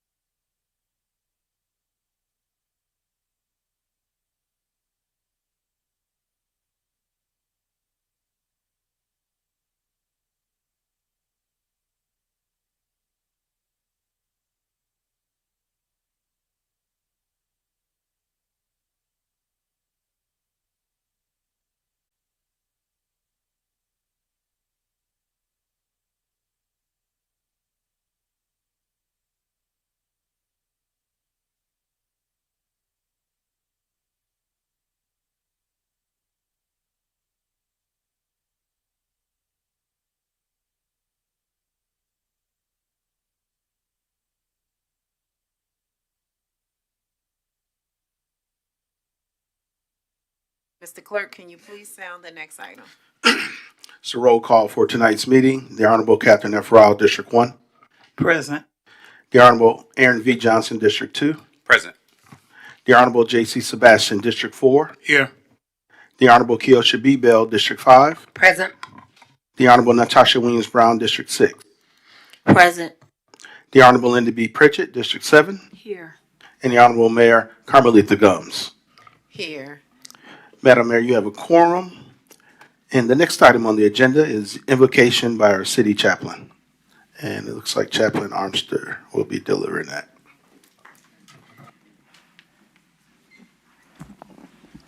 Good afternoon. Let us look to the Lord in prayer. Eternal God, most gracious Heavenly Father, we thank you, Lord. We thank you for this day. Thank you for your keeping power, Lord. Thank you that you let nothing come near us. Thank you, Lord, that you kept us safe from hurt, harm, and danger. Father, we need your help now, Father. We're on a new path, Jesus. Bind the people together, Lord, so that they will make a difference in the city. Continue to watch over the mayor, lead her and guide her and strengthen her. Help her not to make no decisions unless she confront you first. Lord, she can't do it alone. You need the Lord in every step of the way, because there are going to be some good decisions, there are going to be some bad, and they're never going to be happy whatever decision that you make. But if you confront the Lord, I guarantee you, he'll lead you and he'll guide you and he'll strengthen you in those areas where you may be weak or you may be torn down. God, we'll give you glory, we'll give you honor, and we'll give you praise. And Lord, help us to keep our minds stayed on you, because you said you'll keep us in perfect peace if we keep our minds stayed on you. No matter what's going on in the world today, Father, it doesn't matter, because I have a king that's still sitting on the throne, and he's looking low, and he sees all things, and he knows all things, and he promised to keep us safe from hurt, harm, and any danger.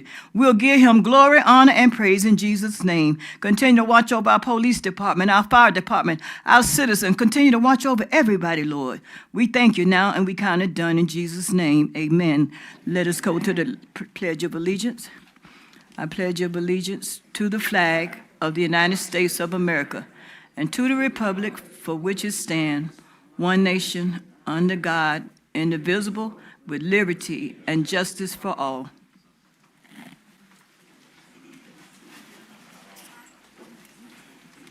Thank you for that message. I definitely appreciate that, and I think this whole entire council does. I do want to take a moment of personal privilege. This week was actually, it's been a week. We lost 2 lives in our community, and I want to take a moment of silence to reflect on those lives.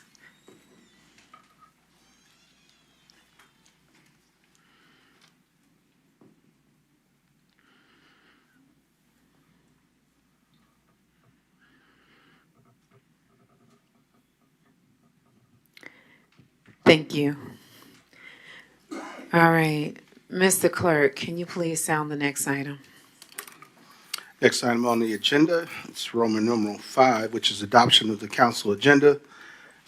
As previously discussed, there is an item being presented by the city manager, a resolution regarding HB 1116 and SB 382, the impact on local government finances, credit ratings, and tax equity, and urging members of the Georgia General Assembly to amend or oppose the legislation for other lawful purposes. That's the only item that I'm aware of for addition to tonight's agenda. Thank you. Madam Mayor? Yes. I did catch a typo on an item and would ask that the item referencing the rezoning, the item number 5 on the document, where it says funding to be paid at issuance, it should have said of LDP, the land development permit, for building 1, and same language on the second bullet. All right, City Clerk, you have that. Council, are there any more amendments? If there's no further objection, we will adopt the agenda as amended. All right, Mr. Clerk, can you please sound the next item? That item was adopted by unanimous consent. And so Roman number 6, approval of city council meeting minutes. Regular meeting minutes, March 10th, 2026. Work session minutes, March 10th, 2026. And alcohol zoning public hearing minutes, March 10th, 2026. All right. Are there any corrections to the minutes?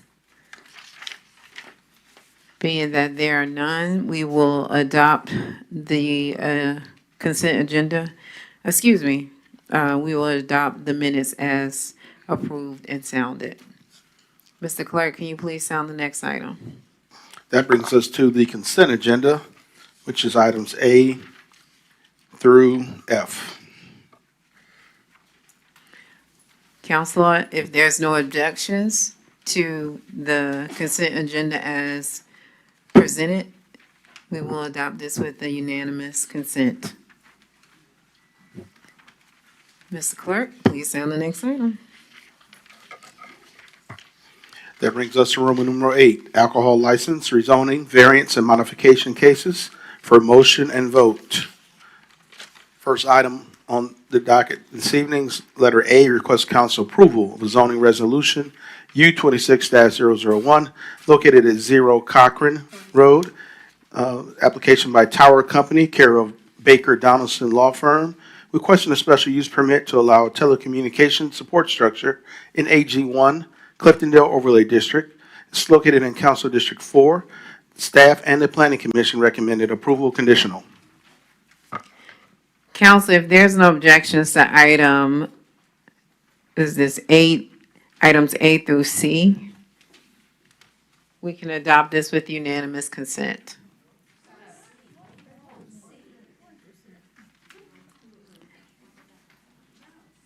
There's no objection. The motion has sounded. Mr. Clerk, can you please sound the next item? That brings us to public comment. Speakers will be granted a total of 2 minutes each, and public comments will not exceed 30 minutes. Speakers will not be allowed to yield or donate their time to other speakers. Speakers must identify themselves and their addresses prior to speaking. Speakers may only address the presiding officer, shall observe all rules of decorum. No debate, disrespect, or obscenity shall be tolerated. The presiding officer shall rule any such individual out of order that fails to comply with the foregoing. With that being said, we did receive a number of public comment cards. We have Richard Snellings, Tony Griffin, Jill Lindsay, and Mike Johnson. If you would come in that order, you have 2 minutes. Please state your name, address, and your district, please. All right. Richard Snellings, District 1. Address is 1980 Loch Lomond Trail. So here we are with a 16... Your mic is not on. We can't hear you. All right. It's green. All right, what about now? All right, so I'm going to start over. Richard Snellings, 1980 Loch Lomond Trail, District 1. So here we are again with a 16% increase in our annual sanitation costs that were forced upon us. An increase that comes with no additional public benefit and a cost that homeowners are unable to shop around for because this body decided they knew what was best for us. I know the general idea from those in front of me is that the public should trust that you are being good stewards of our public funds. Members of the public performed a limited P-card audit using a random sampling.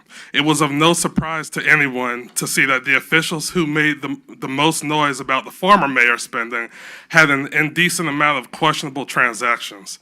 I Googled one of the companies, and I saw what appeared on these 2 P-cards, and the website says, "We win campaigns by moving the voters that matter most." But my favorite line was where they said, "We are a full-service voter contact firm that helps Democrats win tough races." When I reviewed their client list, it was nothing but political campaigns. No cities or other municipalities on there. But the charges appeared on the former District 2 and the former District 3 P-cards. And is this really what we should be spending district funds on? I am very well aware of how the scheme works. You purchase a voter list with city funds and then pay for it with a P card. Then you call it community outreach to disguise the scheme to avoid detection, and then this gets funneled to the voter's personal information gets funneled to your reelection campaign at the expense of taxpayers. Now, last year, Councilwoman Bell sponsored an ordinance that required that these type of lists become the property of the city, which was passed. So any candidates who want to receive those lists, you should be able to do an open records request to get it. Thank you. Tony Griffin, Jill Lindsay, Mike Johnson. Hello, I'm Tony Griffin. Let me know when I can start, please. Okay. Hi, my name is Tony Griffin, and I'm 2530 Ravencliff Road in District 6. Hello, Natasha Williams-Brown. I just wanted to bring to you all attention, I conducted a survey about athletic programs for the adults. When I looked at our website, the City of South Fulton website, I noticed that we have programs for the youth and programs for the elderly, but nothing between ages 18 through 55. So I did a survey over the weekend, and 95% believe that we should have athletic programs here in the City of South Fulton. And they also gave us some ideas of what those programs could be: softball, football, flag football, pickleball is a thing now, a walking club. And I know that we're bringing in walking paths here in the City of South Fulton, running clubs, line dancing, and etc. So I just wanted to bring to all attention that the adults here in the City of South Fulton feel neglected because we have stuff for the adults, stuff for the youth and stuff for the elderly, but nothing for the adults. And we are the ones who are working. We are the ones who are going out, spending our money, but we feel like we're being neglected in that area. And I did a little bit of research, and I found out that those who exercise or who have a community that exercise and come together does have a crime that is reduced. So I know we're here trying to reduce crime as well. And also exercise reduces stress. It reduces mental illnesses. So I believe that if we can bring in athletic programs that will help out the things that we all want: less crime, health, and etc. So I just want to bring that to all attention, and I'm looking forward to have further discussions with you and with the rec and recreational programs. Thank you.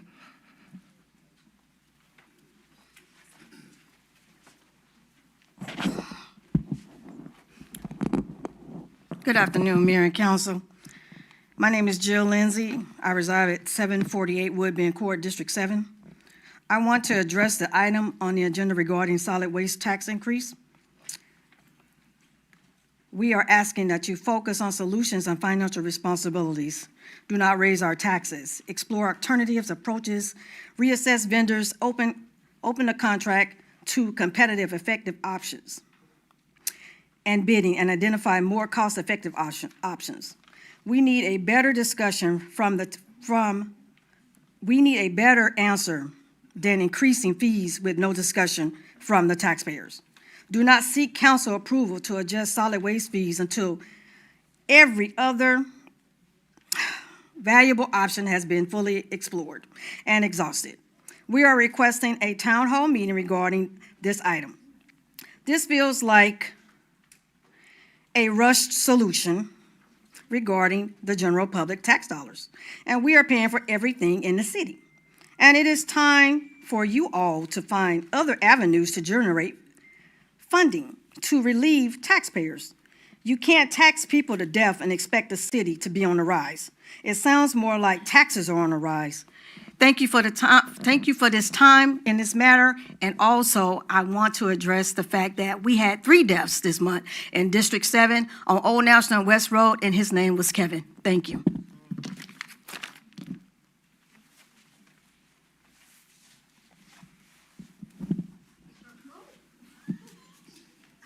All right, Mike Johnson, District 4, Cameron and Fairburn Road.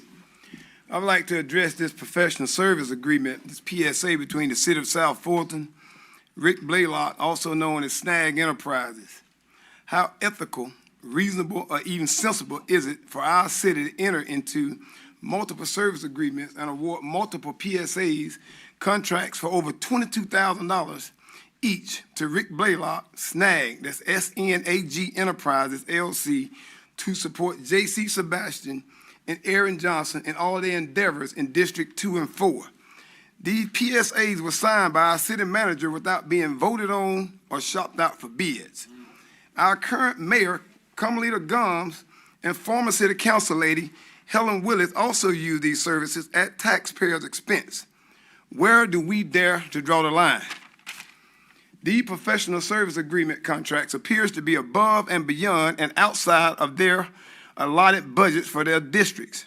There is no way this can be legal or fair. In Section 1, it speaks about and states that Rick Blaylock, SNAG Enterprise, is now the Chief Communications Strategist for District 2, Aaron Johnson, and District 4, J.C. Sebastian, covering multimedia production, speech writing, brochure designs, just to name a few of the responsibilities. If my memory serves me correct, this exact council, with the exception of Aaron Johnson, because he was not a member at the time, severely restricted and prohibited the former mayor from venturing outside of the city's public affairs department for these same services. Now, basically, this amounts to my tax dollar and every citizen in here of this city tax dollar being spent by an incumbent, that's a current elected official, to promote their own campaign and their personal agenda. Section 2 speaks about purchasing and procuring equipment. Section 3 speaks about Rick Blaylock having office space, access ID badge, city email, and mobile devices paid for by us. Now, I want to ask. Thank you.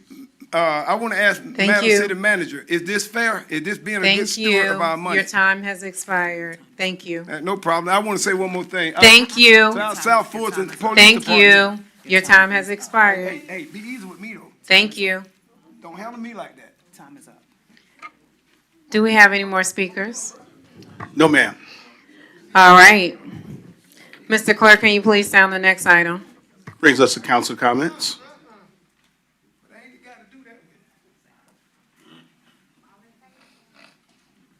All right, council, we will start with District 1. I want to encourage people to join me on this Saturday, March 28th at 10 a.m. for the District 1 Cascade Business Merchants Association Community Cleanup. As you know, we do that once a month. We're encouraging you to come out. We provide all the supplies for you, gloves, vests, trash bags. All ages are welcome, and so for those young people who may need community service hours, we can also provide that documentation for you. In honor of Women's History Month, Big Peach Running Company is hosting a celebration on March 25th, which is tomorrow at 6 p.m. Come celebrate the strength and impact of women in our community. It's one of our newer businesses. It's been around a couple of years, so if you get an opportunity to stop by Sandtown Crossing at 6 p.m. tomorrow. Also, we have a volleyball clinic. This is the City of South Fulton's Police Athletic League's Girl Volleyball Club. It's for girls ages 9 to 17 to join. It's based out of Sandtown Park, and it's available on Saturdays from 2 to 4 p.m. We want to make sure that we are providing opportunities for physical fitness for our young people, so sign your young people up. The District 1 bulk trash, curbside trash days are the first Monday of the month.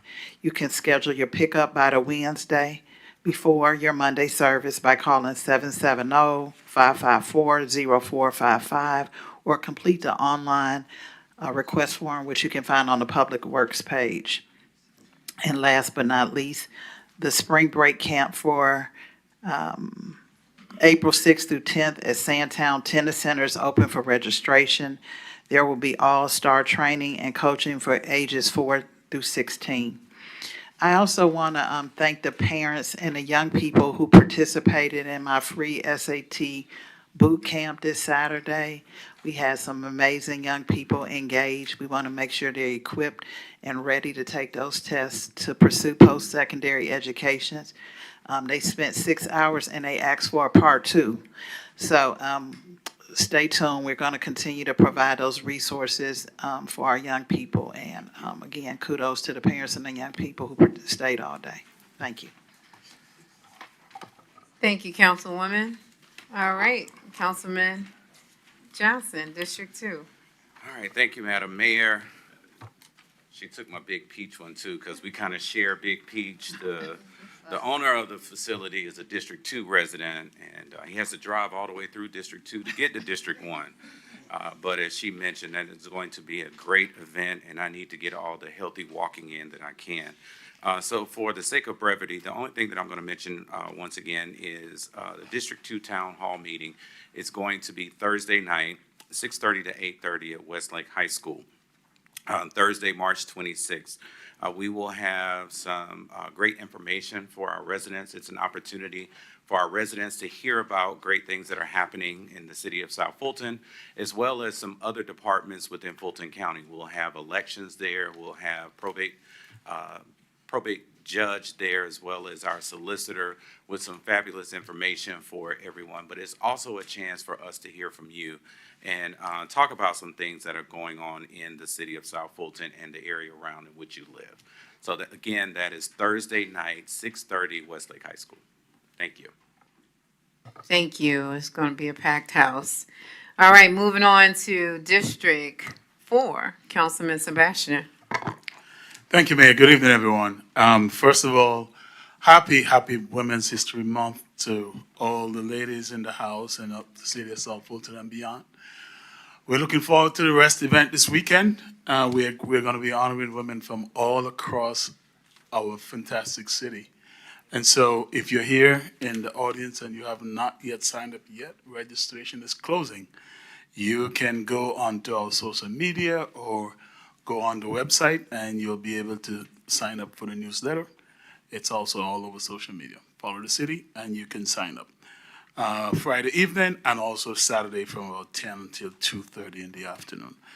Also coming up in April, as we're ending the fabulous Women's History Month, April 1st, tax exemption filing deadline. If you don't have homestead exemption, I know we're the government, we like to get money to spend, but if you don't have homestead exemption, you're giving us a little too much. So file your homestead exemption and keep a little bit of money in your pocket to spend in other places in the city. On April 4th is our 5th annual Autism Sensory Festival at Wilkinson Mill Park. It starts at 10 o'clock in the morning and it goes to about 6 p.m. on Saturday. We create a safe space. It is the largest such event in Metro Atlanta. So come out and we have vendors. We have activities for kids, and also we try and make sure that kids and adults have a very safe space for at least one day out of the year. Fire and Ice, one of my favorite events, is coming up on April 11th, where we teach kids and adult fire safety. If you haven't seen yet our fire department fire simulator, you should come out and see that and learn what to do if there's a fire. Sometimes it does happen, and it has happened to people before who have come to Fire and Ice, and they've known what to do to prevent catastrophic damage to their properties and to save lives. So, again, April 11th, that will be held at Fire Station 6 from 2 until 5 p.m. Fire and Ice event. And that's all for me. Thank you all. Thank you, Councilman Sebastian. Moving on to District 5, where they keep it live. Mayor Pro Tem Keosha Bell. Thank you, Mayor. And again, happy International Women's Month to all the beautiful ladies that are here and watching. As we gear up for April, I would like to invite you all out, bring the kids to the annual Easter egg extravaganza and community resource fair. Heavy on the community resources, but we want to make sure that we provide a nice, family-friendly, and fun afternoon at Burdette Park on April the 4th. April the 4th, the event is from 12 noon to 4 p.m., and it is in collaboration with our amazing City of South Fulton Police Department. If you would like to donate any eggs or candy, please feel free to reach out to our office or our police department. In addition to that, if you are interested in being a community resource vendor, meaning you have information that you want to share to our community, please be sure to see Philip Watley. He is somewhere in here, and he will give you the information, or feel free to contact our office to register. Friday is the last day to register for any community vendors that have resources and information to share with our community. Moving forward in April the 18th, mark your calendars. Everybody should take out your phone, mark your calendars. If you have ever considered purchasing your own home, this is a great opportunity for you to come out at Burdette Park on April the 18th from 9 a.m. to 5 p.m. If you come out and join us for the home buying seminar, it is sponsored by Huntington Bank and Cadence Bank. If you come and attend from 9 to 5, you will leave with a down payment assistance voucher.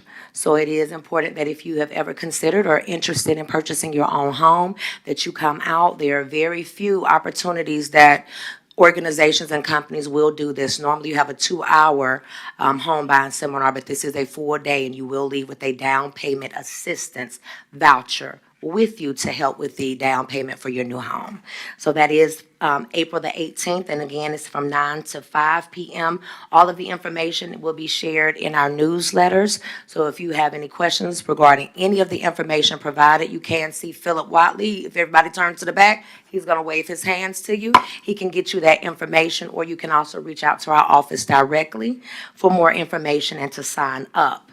Many of you heard the expansion of our Workforce Academy with the existing electrician program, but we're moving on up to the east side of South Fulton.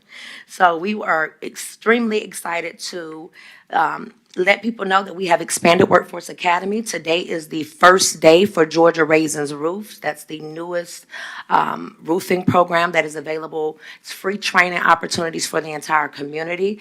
Don't worry, if you are interested in that program and you are not able to attend tonight, you have another opportunity to start on next Tuesday. All the classes are at Burdette Park. They start promptly at 6 p.m. So if you are interested in Raising Georgia's Roofs roofing program, Tuesday nights will be the time that you will need to be there on time at 6 p.m. We also have our entrepreneurship program that is starting on April the 1st. In addition to that, the 3D printing construction, as many of you saw the 11 Alive News, we were there promoting our new 3D printing construction ready program that will begin shortly. So in addition to our electrician program, if you're interested in any of those programs, they are free to our community. We do encourage you to either contact Burdette Park directly or contact my office if you are interested in signing up for any of the 8-week programs. You will receive a certificate and a certification upon completion. In addition to that, March the 30th at our Parks and Recreations is the first day to begin registering and signing up for summer camp. So be sure, if you are interested in any of our parks, that you go ahead and sign up in person at your local Parks and Recreation facility.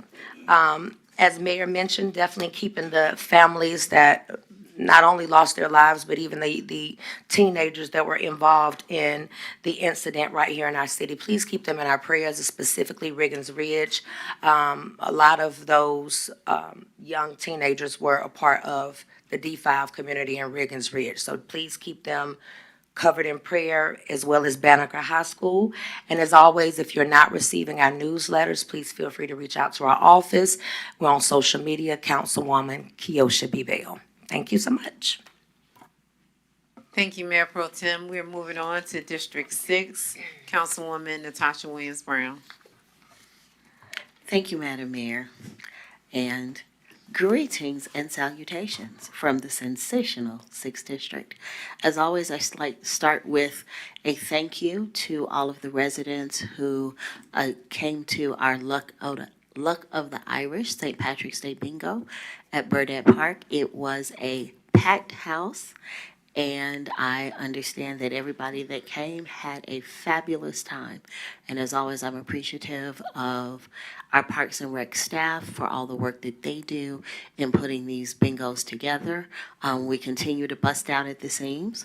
And you will get, if you did not get the chance to come for Luck of the Irish, then you are going to have another opportunity in May for Cinco de Mayo at Burdett Park. So please be on the lookout for that announcement to be released soon for the date and the time.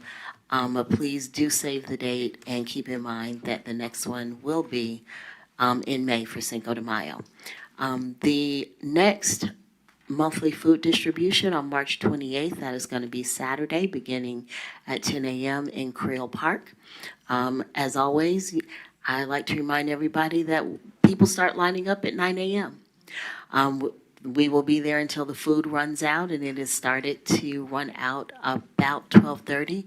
I expect there to be an even bigger crowd now that things are going the way that they are with gas prices.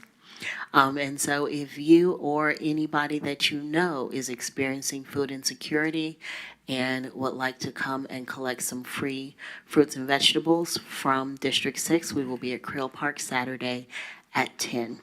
And finally, we are delighted. I am particularly delighted and have sent the announcement out to invite everybody to join us on April the 3rd at 10 a.m.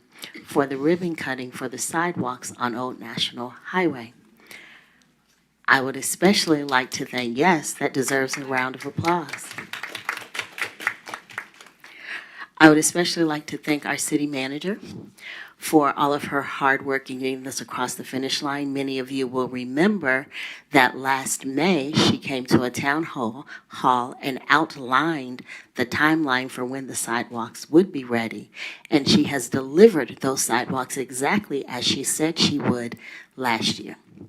And so on April the 3rd at 10 a.m., we will break ground on the sidewalks and throw dirt and move on into the next phase of construction on that. This is the part where I look in the back at Merlin and ask him, did I get it all? I got it all. All right. These have been your what? Church announcements for the week, and we are going to all do what? Govern ourselves accordingly. I yield. I love it that y'all are learning that chant. Pop quiz afterwards. You can tell the people who have church in them and don't just go to a building. All right, moving on to District 7, Councilwoman Pritchard. Thank you so much, Mayor. Thanks, everyone that's come out tonight. Okay, on a somber note, on April the 16th at 6:30 p.m., we will be having a candlelight vigil to honor the memory of Captain Elio A. Garcia III. He's our first fallen officer, and this will be at Southwest Arts, at the Southwest Arts Center for anyone who knew him or anyone who would want to show their respect for him and his memory. If you would come out, myself and the mayor and everyone in this city deeply recognizes this loss as we're approaching a year that he was killed. And we want to honor his memory by doing this. On Saturday, I want to give a shout out to Mother Belinda Boykin. She's a resident of District 7, and she is hosting the Mother's Ministry Tea Party at Christian Ministry Baptist Church at 5714 Old National Highway. So for anyone who knows that church, wants to stop in, wants to be a part of this, I welcome you to come. It's a tea party, and they're having all kind of delicious pastries and desserts, and they have me being a judge. So it's going to be fun.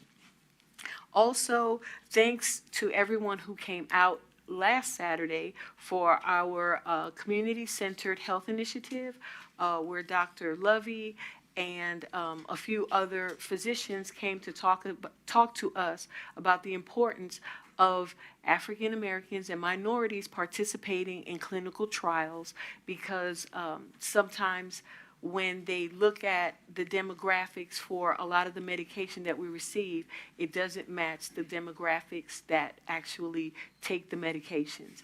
So that was a really interesting and a very enlightening program where I learned a few things about blood pressure, heart disease, kidney disease, how things are preventable, and also how they'd like to know more about our physiology and our reactions to different medications. So thanks to everyone who came out for that, and I'm sure that other council members will have this same program as well in their districts. I also, even though this is a little ways off, it'll be a month from now, we, District 7, in collaboration with the Pangea Garden Collective, will be hosting the Plant, Play, and Prosper. And this is, we have a local farmer, a young farmer in District 7. She's here. Wave your hand. And so she has received a grant to teach people how to grow things at home.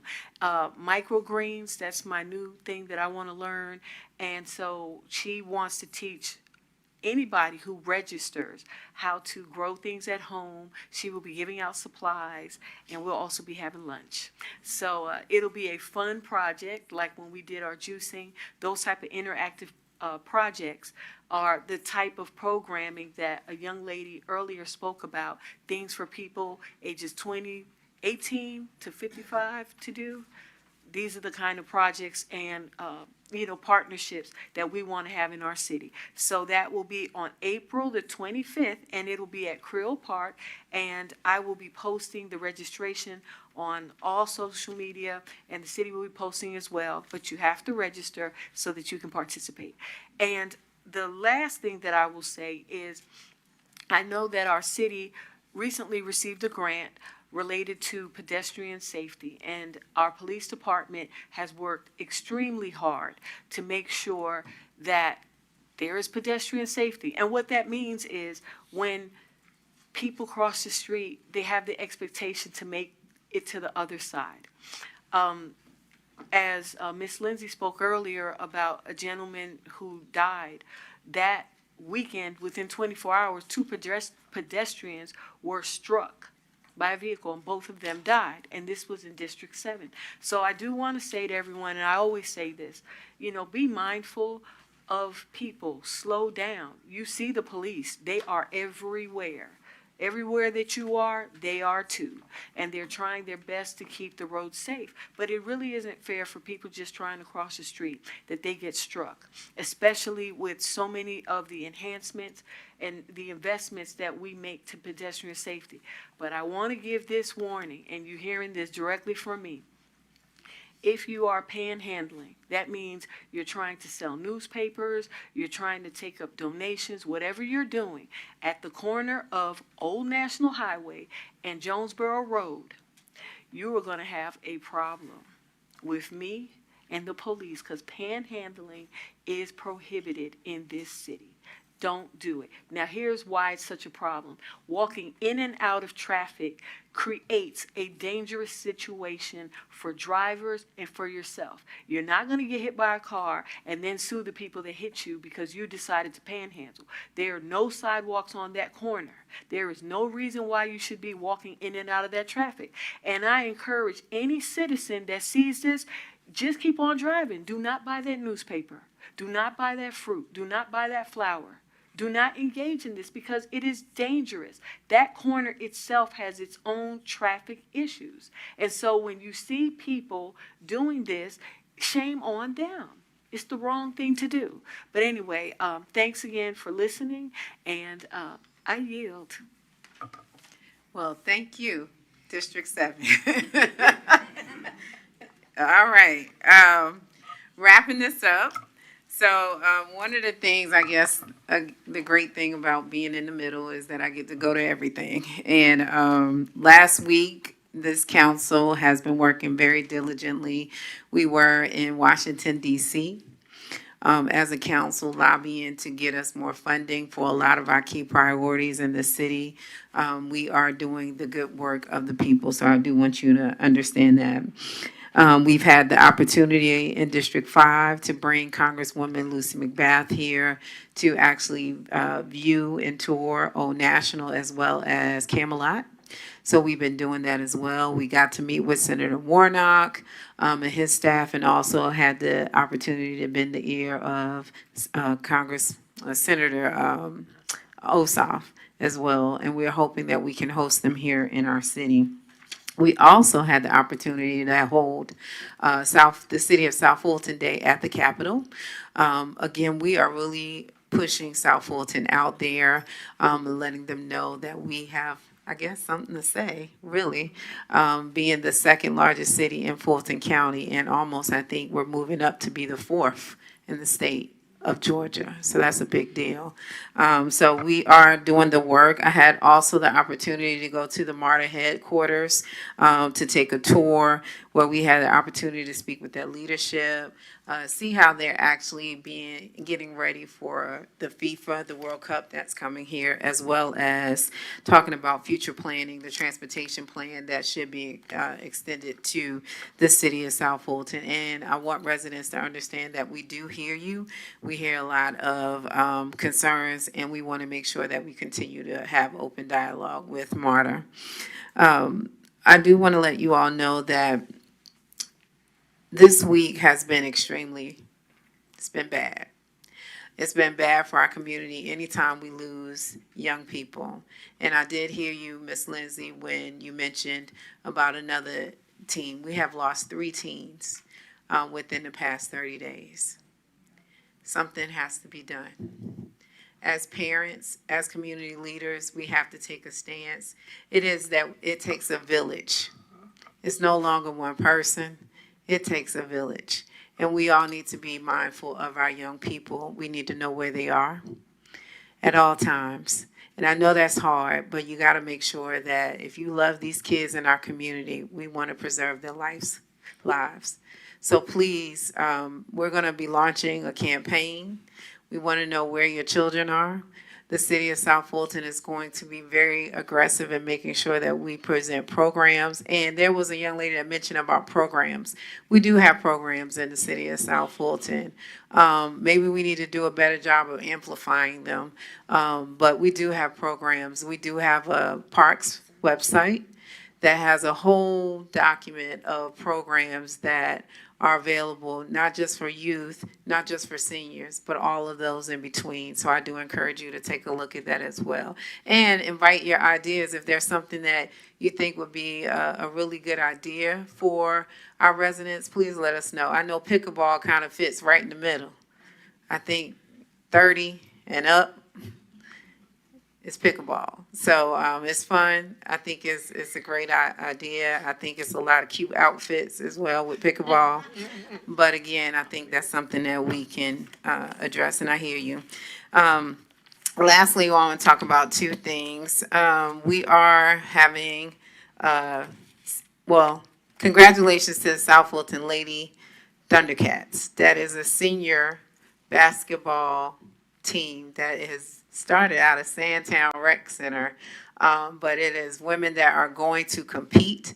They will be competing in the National Senior Olympics, and they play basketball. And I came out there on Saturday, and I shot my first shot. Now, I was very close, but I did make my first shot. It wasn't what? My technique wasn't good. I was doing it in heels, but at the end of the day, that is exciting, and those type of things are happening. But on March the 30th, there will be a prescription kickoff, again, keeping people moving at Welcome Mall at 8 a.m. Starting off, there will be actually people working out, as well as bringing prescriptions and having their talks if they're trying to get rid of their prescriptions. We want to make sure that you dispose of them appropriately. And on March 31st, we will be having an economic development tour. We will be showcasing the city of South Fulton. I'm excited about that because there is a peak of interest of what we have going on in our area. So we will be hosting an economic development tour in our city. And as I conclude, Again, it is my honor, no offense to the men up here, but it is my honor to work with these wonderful women every day. And as you can see, we have on purple.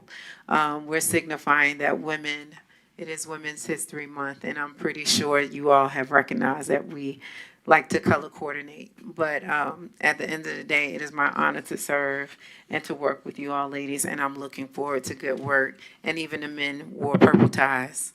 Well, Councilman Sebastian is pink. But at the end of the day, we want to continue to thank the city of South Fulton. God bless you all, and we will sound the next item, clerk. Yes, ma'am. That brings us to Roman numeral 11, agenda items under letter A, administration. Request council approval of a resolution proclaiming the month of March as Women's History Month in the city of South Fulton. This is sponsored by Mayor Gums and the full city council.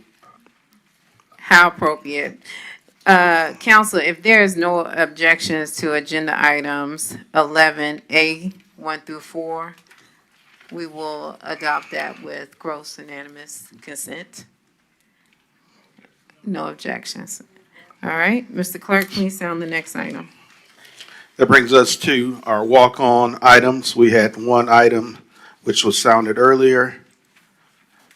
It's a resolution regarding HB 116 and SB 382, the impact on local government finances, credit ratings, and tax equity, and urging members of the Georgia General Assembly to amend or oppose the legislation and for other lawful purposes. City Manager, did you want to chime in? Thank you, Madam Mayor. As shared in the resolution, our concerns are a strong push by the Georgia legislature to make changes to the homestead tax, to add an additional sales tax, which I think is very detrimental, and to change the formula as it relates to LOST relief for homesteaded and business properties. All right, thank you. Council, if there is no objection to this walk-on item, we will go ahead and approve that with the unanimous consent. All right, Mr. Clerk, please sound the next item. Brings us to executive session if necessary. I don't believe it's necessary. If there is no further objections, I would love to go ahead and close out this meeting. I move to adjourn. Second. Y'all didn't even have to do that, but while we have a motion and a second on the floor, please can I get this by a show of hands? Court, that motion approved unanimously. We are adjourned at 7:49 p.m. Have a good evening. All right, we're getting more efficient as we go. Thank you. Have a good evening.